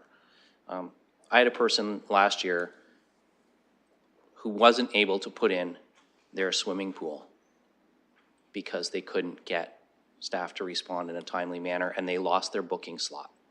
So that meant no pool for their kids that summer. So there is an issue here, and I do not for a moment disregard the fact that staff are working on continuous improvement measures, because I know they are. I've been up and sat in an office with Ms. McNeely and Mr. Corby and seen the whole wall all the way around covered with a continuous improvement flow chart that they're working on. So I know that they are trying to improve some things. But I said earlier, I have a real challenge with the 5-5. I don't think that is working. So on that alone, I'm inclined to be supportive of this direction. And Councillor Lehman's right, lots of our staff are back full-time. And I remember, and I'm going to, I'm having lunch with her next week, so I guess I'm gonna have to buy, because I'm gonna channel Councillor Cassidy and quote something she said when we started to bring people back in the first place. And there was a debate about whether or not it was the right time to do that. And she said it loud and clear, and this has stuck with me ever since. You can't have a workplace culture if you don't have a workplace. And I recognize that we have staff who are coming in. I do. I recognize that they're not remote the whole time. If you're disconnected from the physical workplace, though, for an entire week, I see that as a problem. And I also acknowledge, by the way, Ms. Livingston's point, building inspectors, I don't want them in the building at all. I want them out inspecting sites. Just like I want municipal bylaw officers out following up on bylaw issues. So there will be people who are always out in the cars, but they're in the community. They're inspecting things in the community. They're seeing the community on the ground with their own eyes. And Ms. McNeely offered some really good statistics about the statutory requirements that we are meeting. And I think that staff deserve kudos for meeting those statutory requirements. One of my concerns, and through you, Madam Chair, I do wonder if Ms. McNeely can share, and I know that I haven't shared this question in advance, so she might not be able to give me an indication on this. But one of the concerns I hear is not the applications that are meeting the statutory deadlines, but the applications that are dropping off the clock because a deficiency has been identified, and then they've got to go back and start over again. And that, I think, is where Councillor Lehman's point about somebody who could walk down the hall and ask a senior level person how to best deal with this deficiency, instead just marks it as a deficiency, it drops off the clock, and then when they get the opportunity to ask a senior level person how to deal with this, then it gets dealt with, but that may be days. So I'm wondering if, through you, Madam Presiding Officer, Ms. McNeely has any data, information she can share with us about files that drop off the clock. Thank you. Ms. McNeely? Thank you, through the chair. Actually, I do not have that information on the building permit, but those are the things where they are off the clock. And that's what we also emphasize in terms of creating these standards is quality submissions. And so if it's 100%, it goes through. And ideally, we would like to get back to the 3-day permits once we get our staffing back up. And we can actually get to those levels depending on the volumes that we're dealing with as well.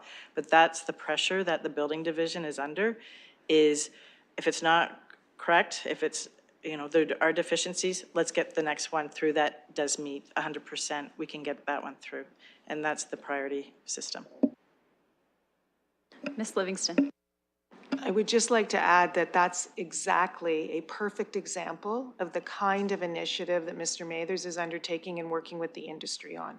So we know very well that off-the-clock piece is huge, and so he is seized with it and working with the industry on how we can actually measure it, show people the change in process to make it shrink the time. So it's not like nothing is being done about it. It's a specific project that's being tackled amongst a number of the other ones as he works to try and improve the process times. We understand that needs to happen. Many things are in place to try and move that forward.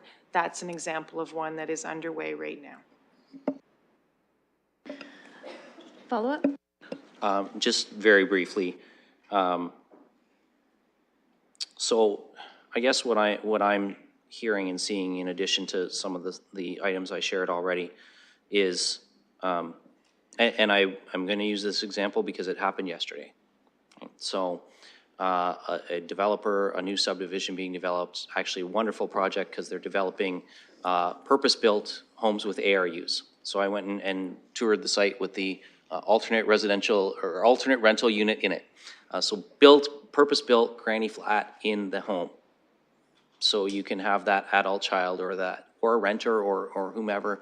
And they even, I was told they even submit the rental unit license permit as part of the sales agreement. So I think it's, first of all, a great project, but on a sidebar, because the exact same home, because what happens in these neighborhoods, right? You build house number 1 on one plan, and then you build house number 2 on a different plan, and then house number 3 on a different plan. But then house number 4 is the exact same carbon copy as house number 1 was, because that's how they realized some deficiencies. House number 1 signed off, no problem. House number 4, 80 deficiencies identified in the exact same house. Different inspectors, different building compliance inspectors. So again, it's that learning, it's that collaboration, it's that ability, and I'm not pointing to any specific individual, just that was an example that I experienced for myself yesterday. And it seems to me like if there was an opportunity to simply address that with a more experienced person in the moment, rather than the set up a Teams meeting, we'll talk about it, we'll send an email, we'll wait till the email gets replied to. That, like, that's the kind of thing that even on the complaints I get, frankly, just drives me up a wall, because it just seems like we're adding time for no good value. And if we can get those units sold and those rental units going as well, that's such a benefit to adding to our housing inventory. So I want to listen to what others have to say. There's still a significant speakers list, but I do reject the notion that we're picking and choosing, because there are many staff who are here 5 days a week. Many staff who are here 5 days a week, and they do a fantastic job. And that's not to say that the folks doing a remote work aren't working hard too, but it's a different reality. And when we had the pandemic change our lives 3 years ago, seems like it was yesterday in some ways, and then seems like it was 30 years ago in others, we didn't know when it was going to end or when things were going to start shifting back. But we've seen the impact, and we've certainly seen the impact in Ward 13 and the businesses there, where there used to be a lot of folks who would go out for lunch, and now that number's not as many. And that's not just here. That's not just this. It's not just our staff. That is in office buildings across the core. And I know that the councillors acknowledge that that's a challenge for his businesses, and what that foot traffic would mean could be a lot of different things. Doesn't mean they're going to go back out to lunch either. But there has been a significant reduction, and we do hear that, you know, this is another 170 people that this would be impacting. Now, all 170 of those people are not out every day. There's a work share landing pad situation going on, but they are customer facing, just like many of the people who are here 5 days a week. So I'm inclined to support this, but I will share, I have a real concern with the runway, November 1st. I think that's really asking a lot. If we were starting in the new year in 2024, after people have come back from a Christmas break, I might be a little more supportive.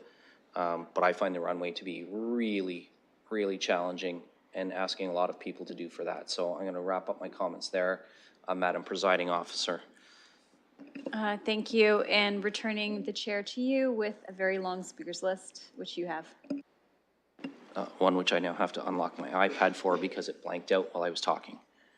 Councillor Hopkins. Thank you. And I've been listening very intently and really appreciate all the comments from everyone so far, in particular from our delegation and also from staff. I want to just start off with why we're here and having this conversation about having planning and building division coming back full-time. It is because of the alternative workspace that we need to understand. And when I was reading the report, there was a number of pilot projects going on. IT, for example, is going through a pilot project where all staff are working from home. There's a second pilot project that's going on in wastewater management, where they're using that hybrid model. And I want to speak to B now, as we're directing staff to bring these two departments back full-time. I was reading the report, I thought, given all the concerns that we hear from the community on how can we better implement not only planning, building permits, the list goes on and on. We've all heard the concerns from the community. Would it be possible to even do a pilot project on that? That was my thought. I thought it would be something that we could address. And Ms. Livingston spoke to the communication part, because I think that is the biggest thing that I have heard and that we need to do a better job of. 47,000 housing units. Staff are confident that we'll get there. I'm confident in them. regardless of how we do things, that we will get there. But for me, it was the communication. How can we do a better job? And can we look at other alternatives to do a better job? The fact that Mr. Mathers is not even here and not able to speak to us, to give us more information right away, gives me concern with the motion and with the strict timelines that I think we need to know more if we're going to go down this route. I am grateful in a way that Councillor Lehman brought this forward because it is a conversation that we need to have. But if we're going to do something, we really need to understand what we're doing. And when I hear we are going to be affecting 170 employees by this decision tonight, and when it comes to morale, I'm not there yet to make that decision. I am there that we need to do something, though, and to get that information. So I have, to me, it's almost, it's too fast, it's too quick, and I don't have all the facts in front of me, and I sit on the planning committee. So I need to do that. I also need to know we need to do a better job. And I'm all there for how we do that. But I think we all have to come together. And I'm not sure we're all together with this motion. So I would be happy to refer it back at another time to get more information. That timeline, Mr. Chair, you nailed it. November 1st?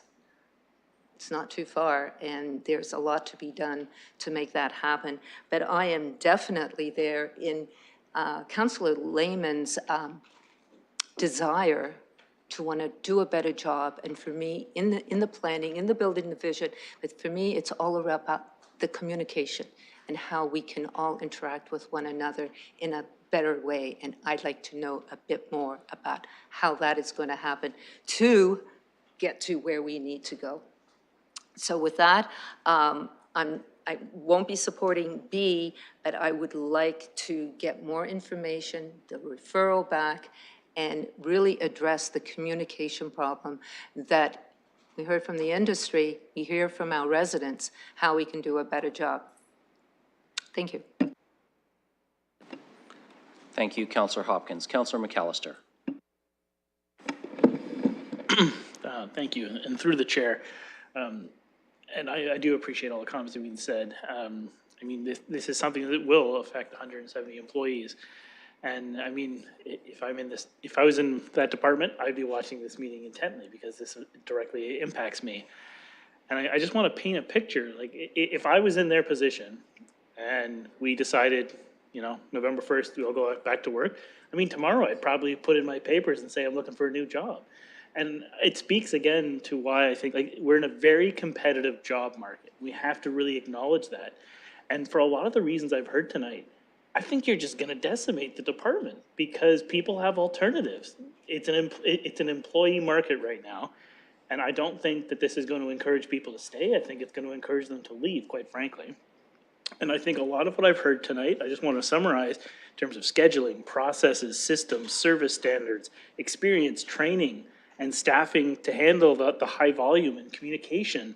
Those are all things that can be addressed remotely. I don't personally think it's the environment. I think we need to get a handle on the things I just listed. And to me, that doesn't matter about where you're doing it. I think those are things that need to be addressed. And it's not just us. This is something that across the country, employers are dealing with. So I just personally think that doing this will decimate the department. I think it would make things worse from my perspective. And I haven't heard anything tonight that would sway me to the other side. I just don't think that this is going to get the results we want. I think we can get the results by improving the things I listed. I think staffing, improving those processes, the systems, a lot of what I've heard, those things can be improved upon without going back to everyone in the office all the time. So thank you. Thank you, Councillor McAllister. Councillor Stevenson. Thank you. Without sounding too sassy, when I hear too fast, too quick, and don't have all the facts, and deferring to the, I hope I'm going to hear some of those on Monday. And when we talk, and in that we talk about no, on Monday when we're talking whole of community, right? Because too fast, too quick, and don't have all the facts. I said I was being sassy. And we also talk about deferring to the experts. We had come speak before us tonight, the London Home Builders Association and the London Development Institute. And when we talk about we have confidence in staff in terms of hitting our targets, I have all the confidence in staff too, but staff will say they aren't building the homes, right? Nothing gets built without those two delegates and their partners. And so they have come and they have said, this is what we need. And I think it's honoring and respectful to give them what they need, seeing as we are counting on them. And when we talk about watching this video and people's lives being impacted, how many of us spoke to people last summer who can't afford rent, who are nervous about, receiving a letter that says they're going to need to switch apartments, that can't find a home? All of those people too should be watching this to see what is their city council going to do. Are they going to follow through with actions? When it's tough, it is tough. The runway is challenging, but the runway is challenging on the 47,000 units too. And I can't go back to the residents and say, we can't do this now because there's no furniture coming. I mean, surely that is not going to be the obstacle that's going to keep us from meeting the needs of the housing development community. I mean, I'm sure there's some used furniture stores in London that would love to have City of London's business. And the people who came before us, they follow this really closely and they're involved in municipal politics. So they know about the February annual development. They've read the June 19th PEC report. And honoring this request does not solve things. We still need all of the things that city administration is doing to correct things, to improve things, to make them better. It's not one or the other. We still need all of that. And the 170 people, our local businesses would absolutely love to have 170 more people in this building running down for coffee or for lunch. And in terms of the city manager, deputy city manager, not being here, my understanding is he will be back for council on Tuesday. So if by chance this really does not work for him, we would absolutely be open to hearing from him and make an appropriate change. So we're not doing this while he's off on holidays. We're making one step and then bringing it to council. This is a recommendation to council.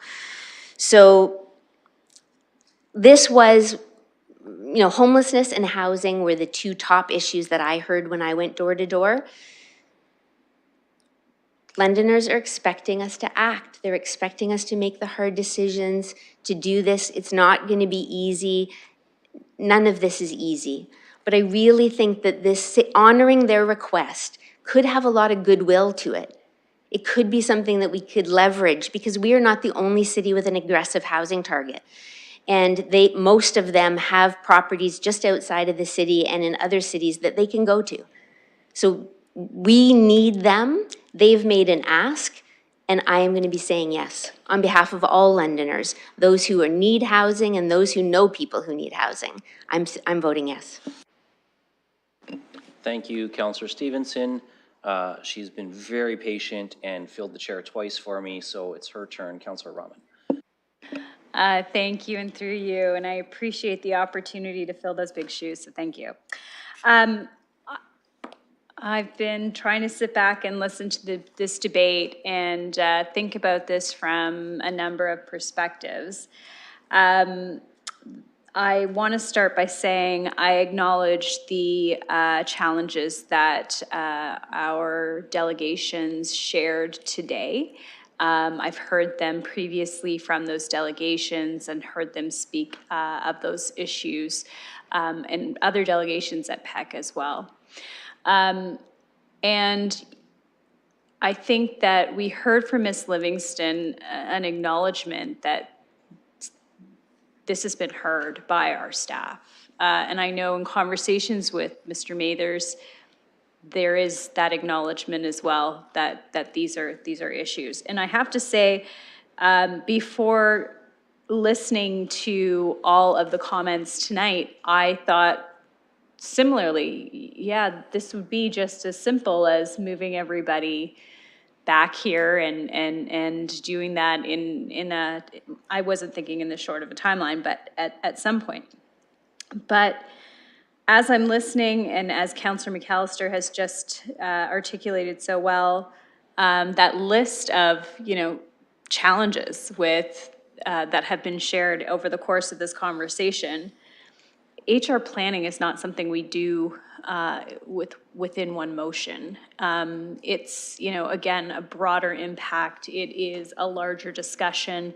When this alternative work strategy was considered initially, there was a report, there was considerable dialogue, there was a plan, and an action that had to be taken, and it wasn't, and I'm not saying during the pandemic when it had to be done, but going forward, it's why it was piloted. It's why it was done in such a thoughtful way. I think from a morale perspective, we're talking about the morale and the impact to 170 employees. It's actually a lot greater than that. It's morale to the entire organization. It's morale for leadership when we make a decision with one member, very important member, not here to be able to discuss his department, but also as we're making that decision after much careful thought and planning from our staff. I would be really challenged tonight if this became one of those decisions, which I think we have 14 of us right now that are attending this meeting right now, and this became a split decision. So I'm not predicting the way it's going to go, but I'm saying, I think that we owe the organization further consideration. I think we owe the delegation further consideration because we're hearing tonight information that they may not have had when they were looking at this decision. We had heard that we are in the process of hiring 11 new staff. We heard today of the implication of potential losses to our complement based on the fact that we have employees that are currently not living within our city and are commuting in or have other arrangements that may be jeopardized by this move. So we are talking about a significant possibility of losing experienced employees. And then we're also talking about the morale impact. And now try going and hiring 11 new people when you have a morale impact and you have a workplace disruption at the same time. That's a difficult sell to people in an industry that's already, struggling in terms of planning issues, in terms of the ability to find workers for these positions. So I really do think that, we need more information to make this decision. Ms. Livingston brought up the fact that the City of Toronto currently has completely remote work environment for their planning staff. That's something I heard at FCM as well from their planning staff. I did understand that it was quite the perk for them. And so we have to consider the environment now. Where are people expecting to be now? So I personally would like to see us defeat this motion, but I'd like to see us then ask Civic Administration to report back on the concerns that were addressed today by our delegations, on how they're going to address those concerns outside of bringing everyone back. So what other steps can we do? What can we have to acknowledge this is a problem. I know I personally have heard from the public the similar concerns. I'm dealing with a number of them right now, especially when it comes to building. And so I hear it, I want to acknowledge it. I'd like to give our staff time to report back on what we've heard today and provide us with some solutions that maintain our current workforce, allow for us to attract and retain 11 new employees, as well as address the concerns that are on the table. So I implore my colleagues to consider not supporting this motion. Thank you. Thank you, Councillor Rahman. Aye, Councillor Stevenson. Just a quick, I don't know if everyone else had the same information, but I spoke with the delegates today and they were aware that it could mean a loss of staff. And they have weighed that and still come and made the ask, realizing it might be a short-term problem, but they really believe so strongly in this that they're still saying it. And I don't know for sure, but I'm assuming that with Toronto having the fully remote, that they have the technology that we're looking forward to. And I think we could maybe be open to something like that in the future if we felt that it wasn't going to be a customer service issue. But we've got a current urgency here, and so it is an urgent request. Councillor Pribble. Not directly to the motion what we are looking at, but this has to do actually, which I believe that if we were more prompt, more efficient, that we wouldn't be at this place. And we heard a few times already that both planning and hopefully building is going to start streamlining the processes, the Lean Six Sigma. I think we had a couple of people that started to work on it. They are in different departments. If my information is correct, we are over 12 months. When we are talking about building, I ask, it's going to be 12 months, about 12 months again. If I call it the real world or real corporate world, a lot of corporations, if they were to attack it this way, potentially they certainly wouldn't be competitive. They could be potentially out of business. I'm asking the city manager to dedicate someone to both of these projects, and we really need to get this done within a month. And normally these projects, even in the large corporations, they take 4 to 6 months. We need a dedication of someone who is going to spearhead this project and deliver it. And I really would like to see in next PAC meeting, SPPC meeting, proposal with the timeframes, with the accountability, because we need to get this done. So again, not directly with this motion, but I believe that potentially those two gentlemen, if we had the streamlining done and services attached to it, we wouldn't have to be in this situation. So I really, I don't know if we need a motion or not, but I really would like to bring this back. I know Mr. Maters, he's not here. That's why I'm asking the city manager to take this up, and I would love to hear her feedback. Thank you. Ms. Livingston? Mr. Chair, I'm happy to go back to Mr. Mathers and understand what would it take to make that, if I understand which project you're referring to go faster. We understand the concerns. It's not like we're not working on them. I'm happy to go back and talk to him about what it would take. In addition to the things that he's reported out on, I'm happy to, if I receive that direction, to go back and work with Mr. Mathers on what additional things we can do to try and address the communication concerns, all of those pieces. So we're with you on wanting to improve the situation. My job tonight was just to highlight the concerns with respect to the particular motion. Okay, I have no more speakers on the speakers list at the moment. However, I'm going to use the chair position to provide some food for thought for councillors as we deal with this last item on our agenda tonight. I've heard a number of you suggest that you're not ready to make this decision now, but that you want more information. If this motion is defeated, then we would need an alternate motion on the floor. I think we've heard a lot of councillors say they're also not happy with the status quo. We could have a second motion that goes back to the original that also gets defeated on the floor. And then we are left with no direction and have to come up with a third option. And I am aware that we have 50 minutes before we have to extend past 11 p.m. So I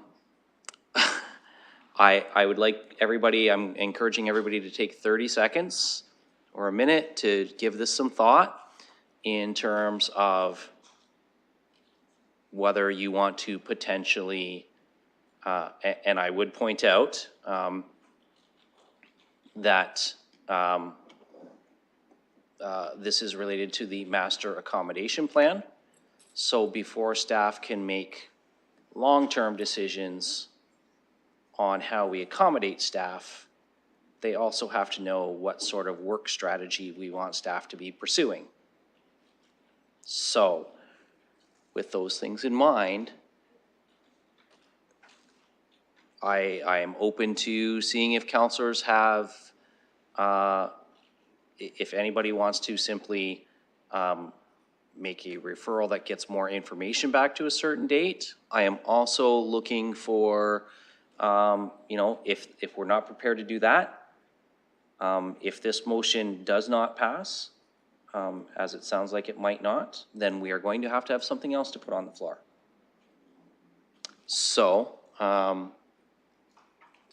just want to provide you with the realities of where we are in terms of a decision point. Councillor Ferreira, you had your hand up. Sorry, I've also got, sorry, I'm getting multiple messages at the same time.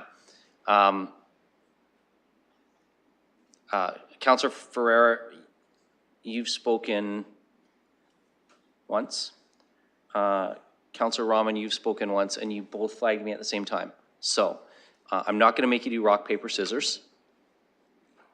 I did get text for a written motion from Councillor Rahman. So, Councillor Ferreira, are you? I have an amendment to one of the motions, whichever one comes up. I've just been holding off listening, but I do have that amendment that I did speak to before the in-camera session when we first spoke about this. Okay.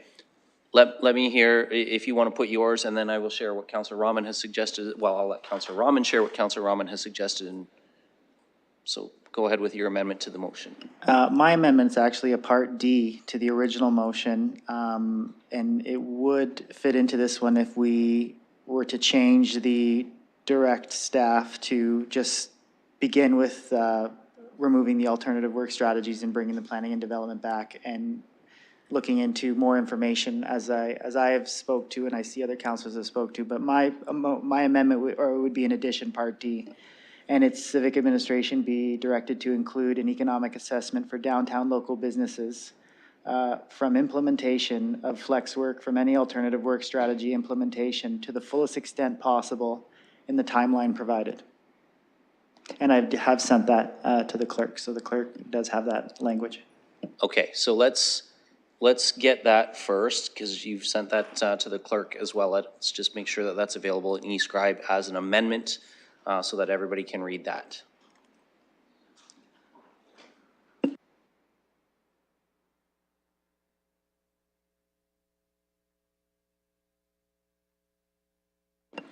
Councillor Ferreira, could you read that out again while the clerk is getting it ready in eScribe? Yes, thank you, through you. Civic administration be directed to include an economic assessment for downtown local businesses from implementation. That's a typo. I think we should fix that. Implementation of flex work from any alternative work strategy implementation to the fullest extent possible in the timeline provided. I see there's a couple of implementations there, but the spirit of the motion, I think, is clear.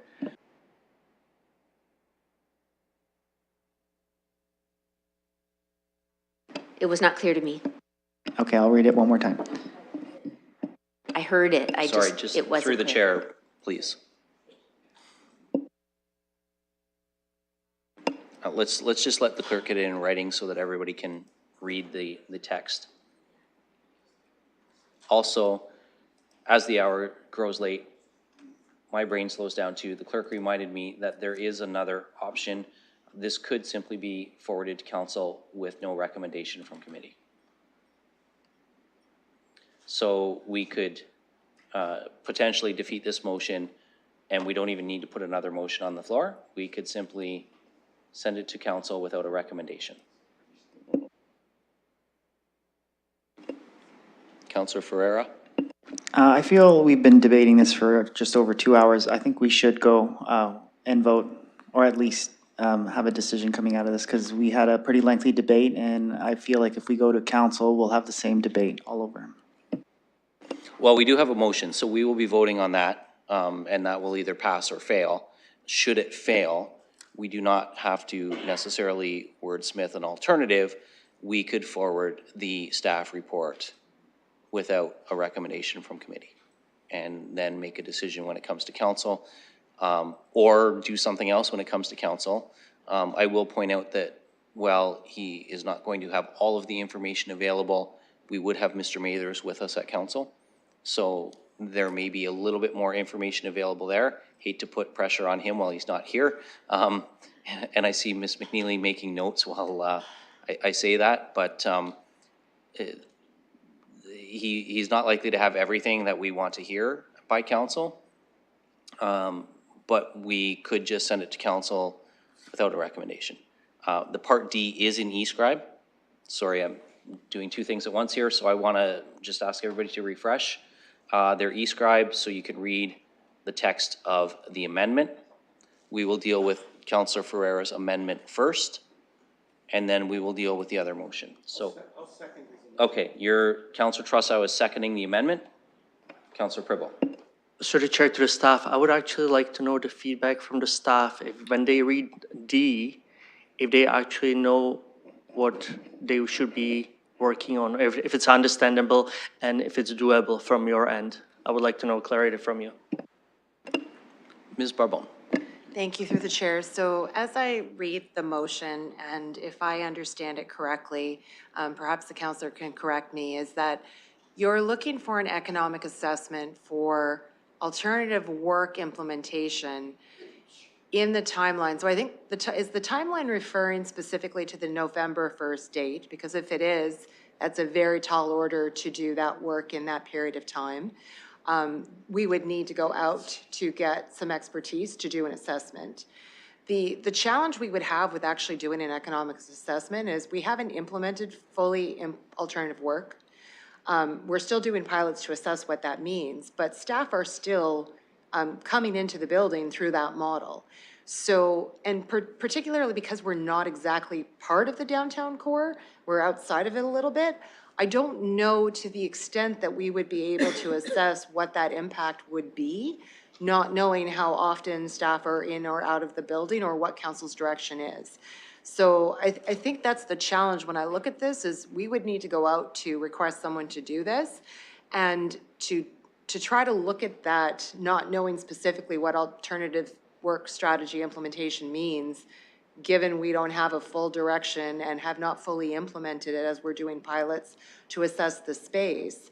There's still work to be done in terms of fully identifying the number of staff that would ultimately be in, because those models for alternative work do still involve staff coming into the office, just perhaps not to the full extent depending on the kind of work that they do. The entire purpose for alternative work strategy is to look at how best to provide space to accommodate the kind of work that is done within the office versus outside of the office.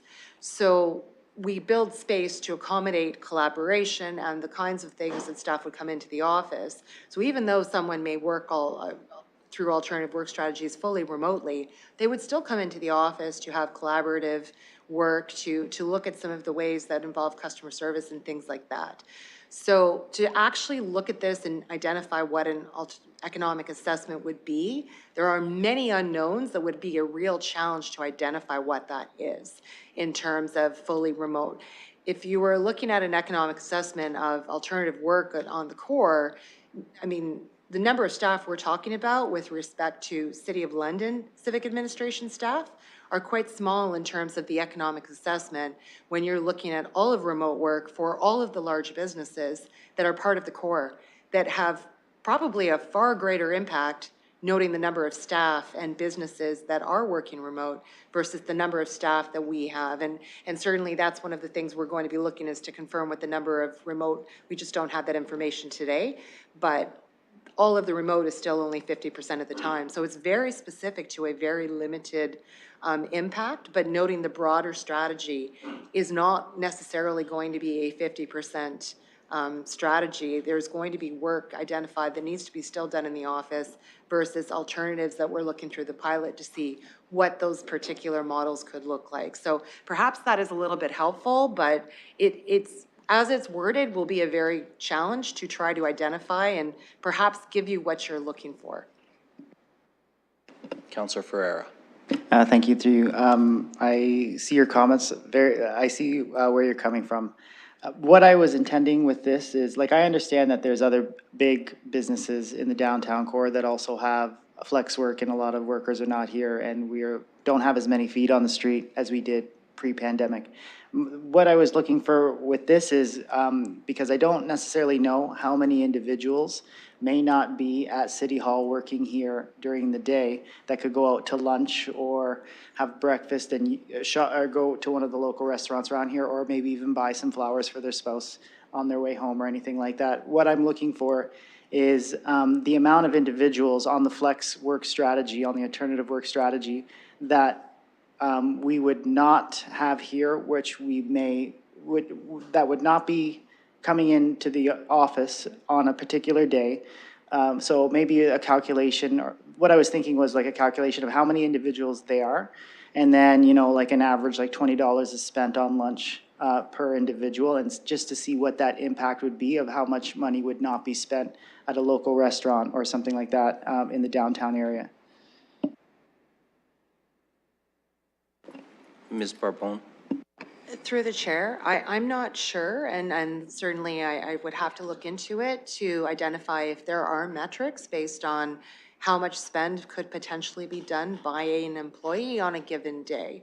I'm sure there's an average calculation that an economist may perhaps know. It's certainly not data that we have available at this very moment to be able to answer that question. I don't know if there's a correlation that is there to be able to provide the answer. It's certainly something we could look into to see. That would certainly be something we would seek an outside party to provide some assistance with. Councillor Ferreira. Thank you, through you. See, I'm not sure either, and I just wanted to know if there is some type of significant impact that we should be aware of with the flex work strategy. It's just because, as the city and having the number of employees that I know we have, I'm not sure how many employees may not be here at the time. And because we should be leading by example, especially in the downtown core, trying to bring people and bodies here, just to support the local businesses here. That's why I'm looking for that information. So that's really all I'm asking for. I'm not. I know that maybe the wording is not to the best of what I'm trying to say. So I could maybe reword that or work with the clerk to make it a little bit better or clearer. But from what I'm trying to find is I just want to see. Is there a significant potential economic impact for the local businesses where they would feel the effects, especially during this time of recovery? And I just want to know, just to have that information before we move forward. That's what I'm basically asking for. Ms. Livingston. Mr. Chair, might I suggest that perhaps we start with the number of employees that we're talking about? That we can provide to you by council. If that number is meaningful to you, maybe it gives some time to think about what this motion might actually wind up looking like. So what I would propose to be able to provide to you is how many people are here on any given day, and I'm only going to focus on the downtown. We have folks that work in remote work arrangements in other parts of the city, but I'll focus on the downtown so you understand the numbers, and then perhaps that can help in terms of where you might wish to direct us around assessing some sort of impact. I will just recognize Ms. Barbone's comments that for us to undertake an economic impact analysis, that's going to require us to get some help, some expertise help. That's not something we can turn around inside, but perhaps if we start with the numbers of employees, that gives you a place to formulate your thoughts, which we can certainly provide in time for council. I also just wonder, Ms. Livingston, if the councillors, any of the councillors interested might want to, and I don't know whether you think that this may have be of assistance or not, but whether perhaps downtown London or the Chamber of Commerce might have general numbers around an individual's impact, not necessarily a city staffer, but I think the numbers would be really good, but that perhaps perhaps there could be an ask of staff to reach out to see if the Chamber or downtown London has any ballpark numbers. But I don't know whether they would have those or not, and I don't know whether through any of our interactions, staff would know whether they might have them or not, but there may be a very generic source of numbers about the economic impact of an individual working in a core area. Councillor Ferreira? Thank you for that, Deputy Mayor, or Acting Mayor, sorry. So yeah, I was thinking, like, my frame of thought of this motion started with how many employees we have here coming in daily, and then the difference between how many employees we would have here from a full alternative work strategy compared to no alternative work strategy. And if we had some average numbers, I guess, from the Chamber of Commerce on what an individual may spend downtown, I guess you could add that too. I understand this is not going to be perfect science. I'm just trying to see if we can get a good gauge of a potential impact that we might have moving forward with this on the downtown businesses. I do know that I think every councillor here is concerned with businesses downtown. So this is why I'm asking for this information, just so we can have that information before we start making a significant decision like that. Thank you, Councillor Ferreira. Councillor McAllister. Thank you. Through you, just a quick point of clarification. I think what's confusing me on this is, even if you're looking at a hybrid model, as we've heard, everyone's on a different schedule. I think in terms of the math, you're gonna have a hard time figuring out a true number because everyone's on a different schedule. There's some departments that are piloting this right now. I think it's gonna be hard to get a real picture. I think that's what I'm struggling with this. I understand the intent, I totally get it. I just don't think you're gonna get a good number out of it. Thank you, Councillor McAllister. Councillor Hopkins. Yeah, I appreciate the councillor's concern about downtown local businesses and the support and trying to get those numbers. I do think it's going to be challenging. I know other municipalities that have done the hybrid model or gone out of the downtown core. Regardless of where they're working, the municipality themselves are still trying to promote supporting downtown businesses and going to lunch even if you're not working downtown. So the strategy, I think, can, you can build upon the strategy. It's maybe not so much the numbers, but how we're going to implement that process going forward. I just wanted to make those comments. Thank you, Councillor Hopkins. Councillor Stevenson. I just wanted to say that if the first motion is supported, it would bring 170 back. That number we know. Ish. Thank you. Other speakers, right now we are just on the amendment. Councillor Trussow. I am a little confused. Mike. I am a little confused procedurally because we have we have the amendment that we've been debating that's still on the floor, and we're putting an alternative amendment on the floor under the assumption that that fails. So it might make sense to vote on that amendment first and then proceed to this, maybe hear Councilor Rahman's idea and maybe they can be integrated. But I think it might make sense for us to dispose of the motion that's already on the floor. Because now you've got two seconded motions on the floor. So no, actually what we have, Councillor, is a main motion on the staff report, and then we have an amendment to the main motion. Okay. So Councillor Ferreira has put forward a motion on the motion that's on, an amendment to the motion that's on the floor. Councillor Ferreira.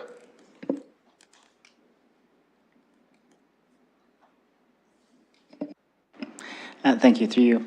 So speaking to the different types of alternative work strategies that Councillor McAllister spoke to, this is why I'm asking for this, because I don't really know what the different hours would be or how many people would be in on certain hours. So that's why I was hoping that we could maybe get those numbers. I don't know exactly how the numbers would look. That's why I thought I would, if I directed staff like this, staff might be able to start at what I was thinking with how many employees we have, and then maybe go to the Chamber of Commerce and look at a generic number for employees, and just kind of take in some average numbers like that, and just give us some type of look into the potential impacts that this strategy might have. Thank you, Councillor Ferreira. Any other speakers to the amendment?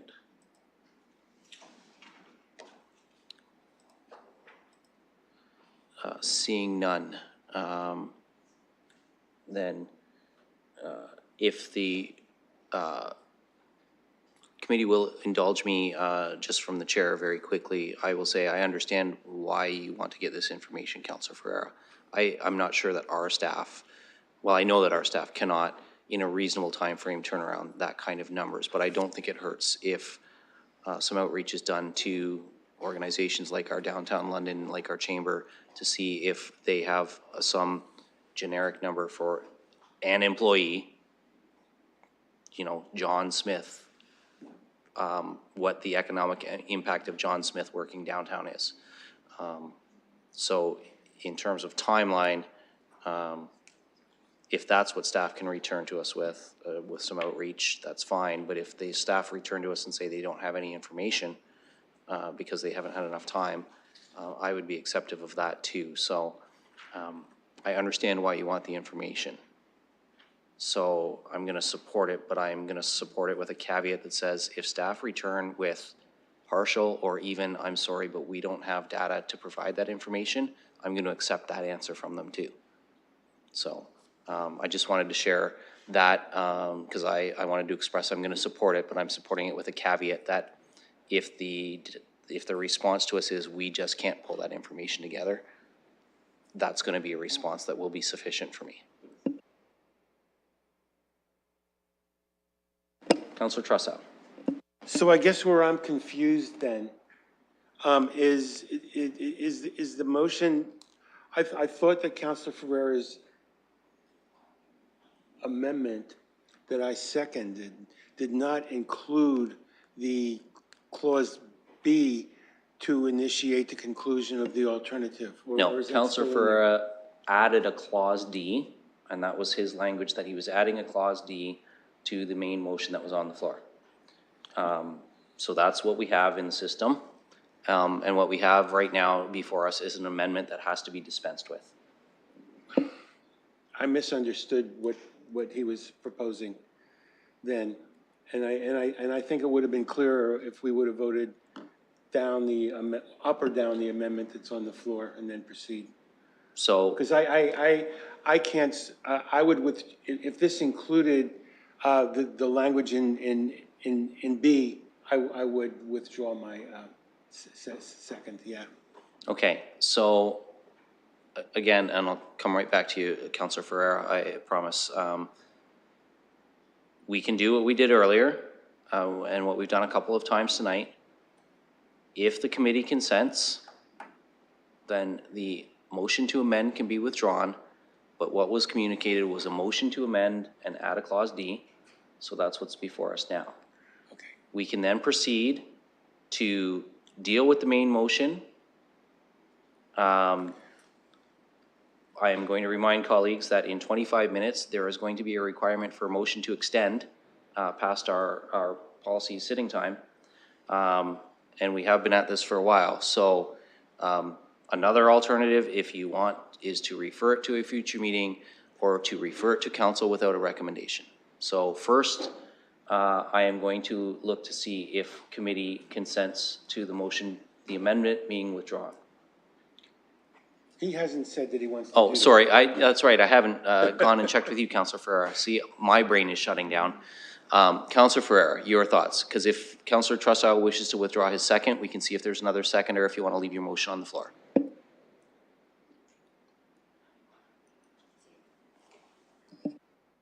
And thank you, and through you. My intention was not to add that motion to the motion that was on the floor, because I don't support B either. Yeah, I don't want that to, I won't be supporting clause B anyways in the motion that we discussed earlier, but I did want to add that amendment too. So if they are attached, I don't want to withdraw the motion, but is there a possibility we can vote on A, B, C, and D separately? Yes, we can leave your amendment on, we can add your amendment, and then we can call the clauses separately. That is also procedurally correct. First, we have to approve adding your D, though. Okay, thank you. Okay, so you want to leave it on and see if there's another seconder? And then we can call them each separately? Procedurally, I'm not too sure. I don't support B. I do want that motion on. If I withdraw this motion and I get consent from the committee and then the first amended motion fails, would I be able to attach that motion to the staff recommendation if we went there? That was his intent, I think. That was my intent. Okay, we're yes, you could reintroduce an amendment to the staff recommended motion if this motion failed. Hang on, I'm going to check with the clerk here on something.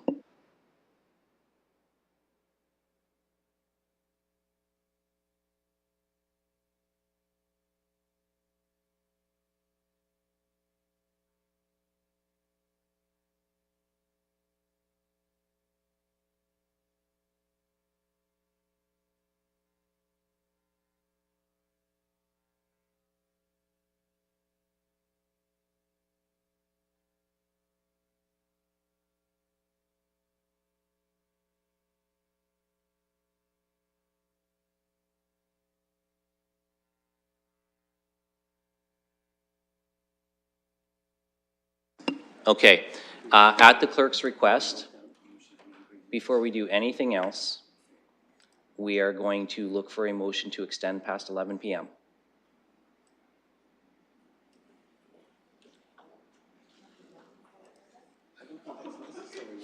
The clerk has requested this procedurally to deal with the fact that if this debate continues, we are going to end up potentially going past 11 p.m. I am going to respect the clerk's wishes. Before we proceed any further, we need a motion to extend past 11 p.m.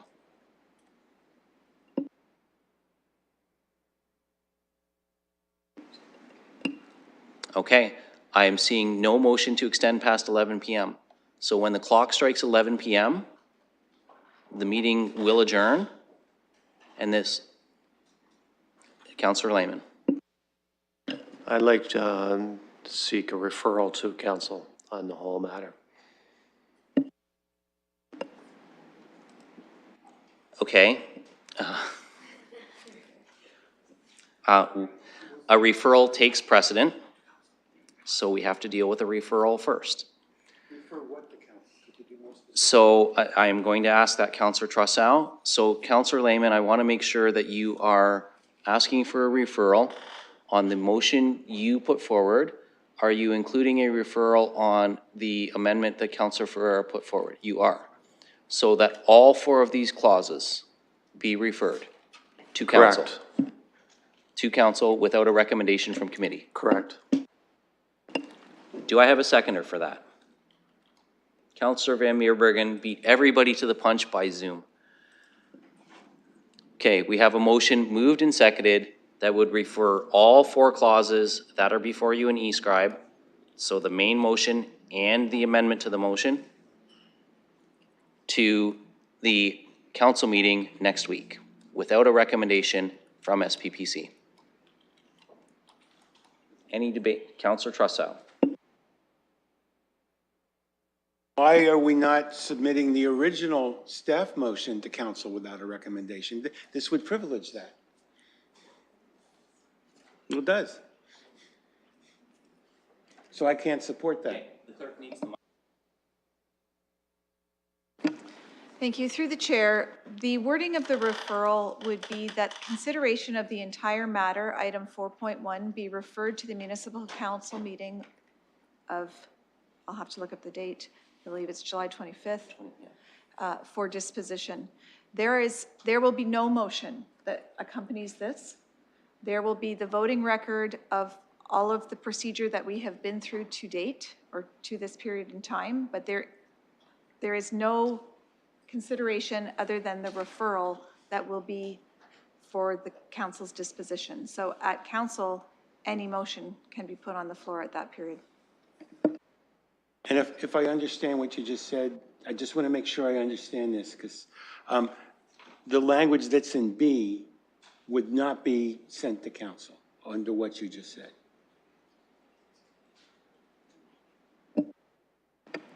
Through the chair, that language would be part of the report because it is a motion that is currently on the floor. If this referral motion were to fail, that's what the committee would then be left with considering. But there will be no recommendation other than this referral if it is passed. I'm sorry. Councillor Trusso. Through the chair, I'm still not clear whether if this referral passes, B is part of that referral. So perhaps I can assist in that the report to council from SPPC will have item 4.1 that would reflect a motion was put on the floor that we did not dispense with. It does not preclude that motion passing at council. It does not preclude the original staff recommendation from being put on the floor at council. It is a no recommendation from committee. It's a referral at that point, and I'm just going to turn to the clerk to see if she has any other wisdom to add to that.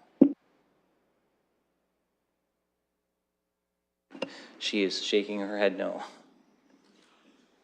So everything goes, but when it gets to council and this item is put on the floor, which will be me presenting, it will be nothing other than the committee did not reach a decision. And then it will be open for anyone on council to put something forward to address it.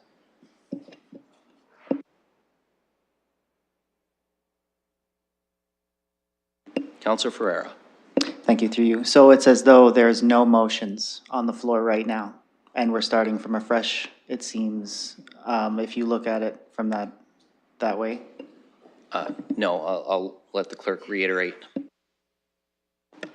Through the chair, the motion that is required to be dealt with first by this committee is the referral. If the referral is to fail, then the next motion that would be considered would be the motion to amend the previous, the item before the committee to add the new Part D.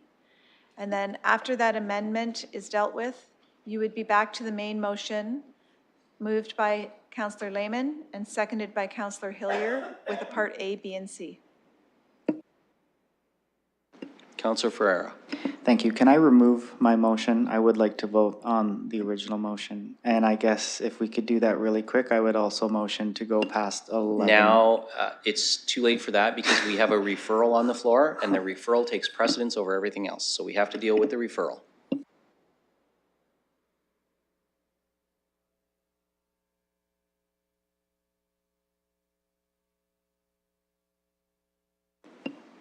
Okay, I don't see a speakers list. I am going to ask the clerk to open the vote on the referral. It has been moved and seconded. So please turn to your e-scribe for that vote.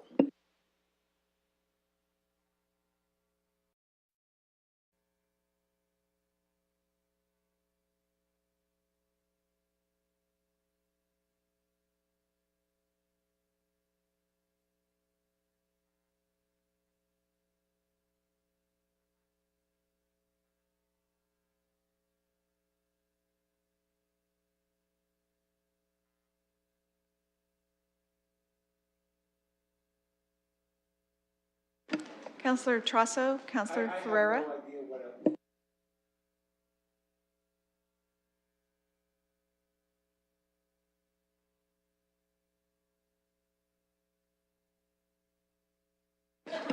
There is a motion to refer, so you do need to vote one way or the other. Closing the vote, the motion to refer is passed, 10-4. Thank you, colleagues. That concludes the items on our agenda. I'm looking for a motion to adjourn. Yes. Moved by Councillor Van Meerbergen, seconded by Councillor Cuddy. All those in favor by hand. We are adjourned.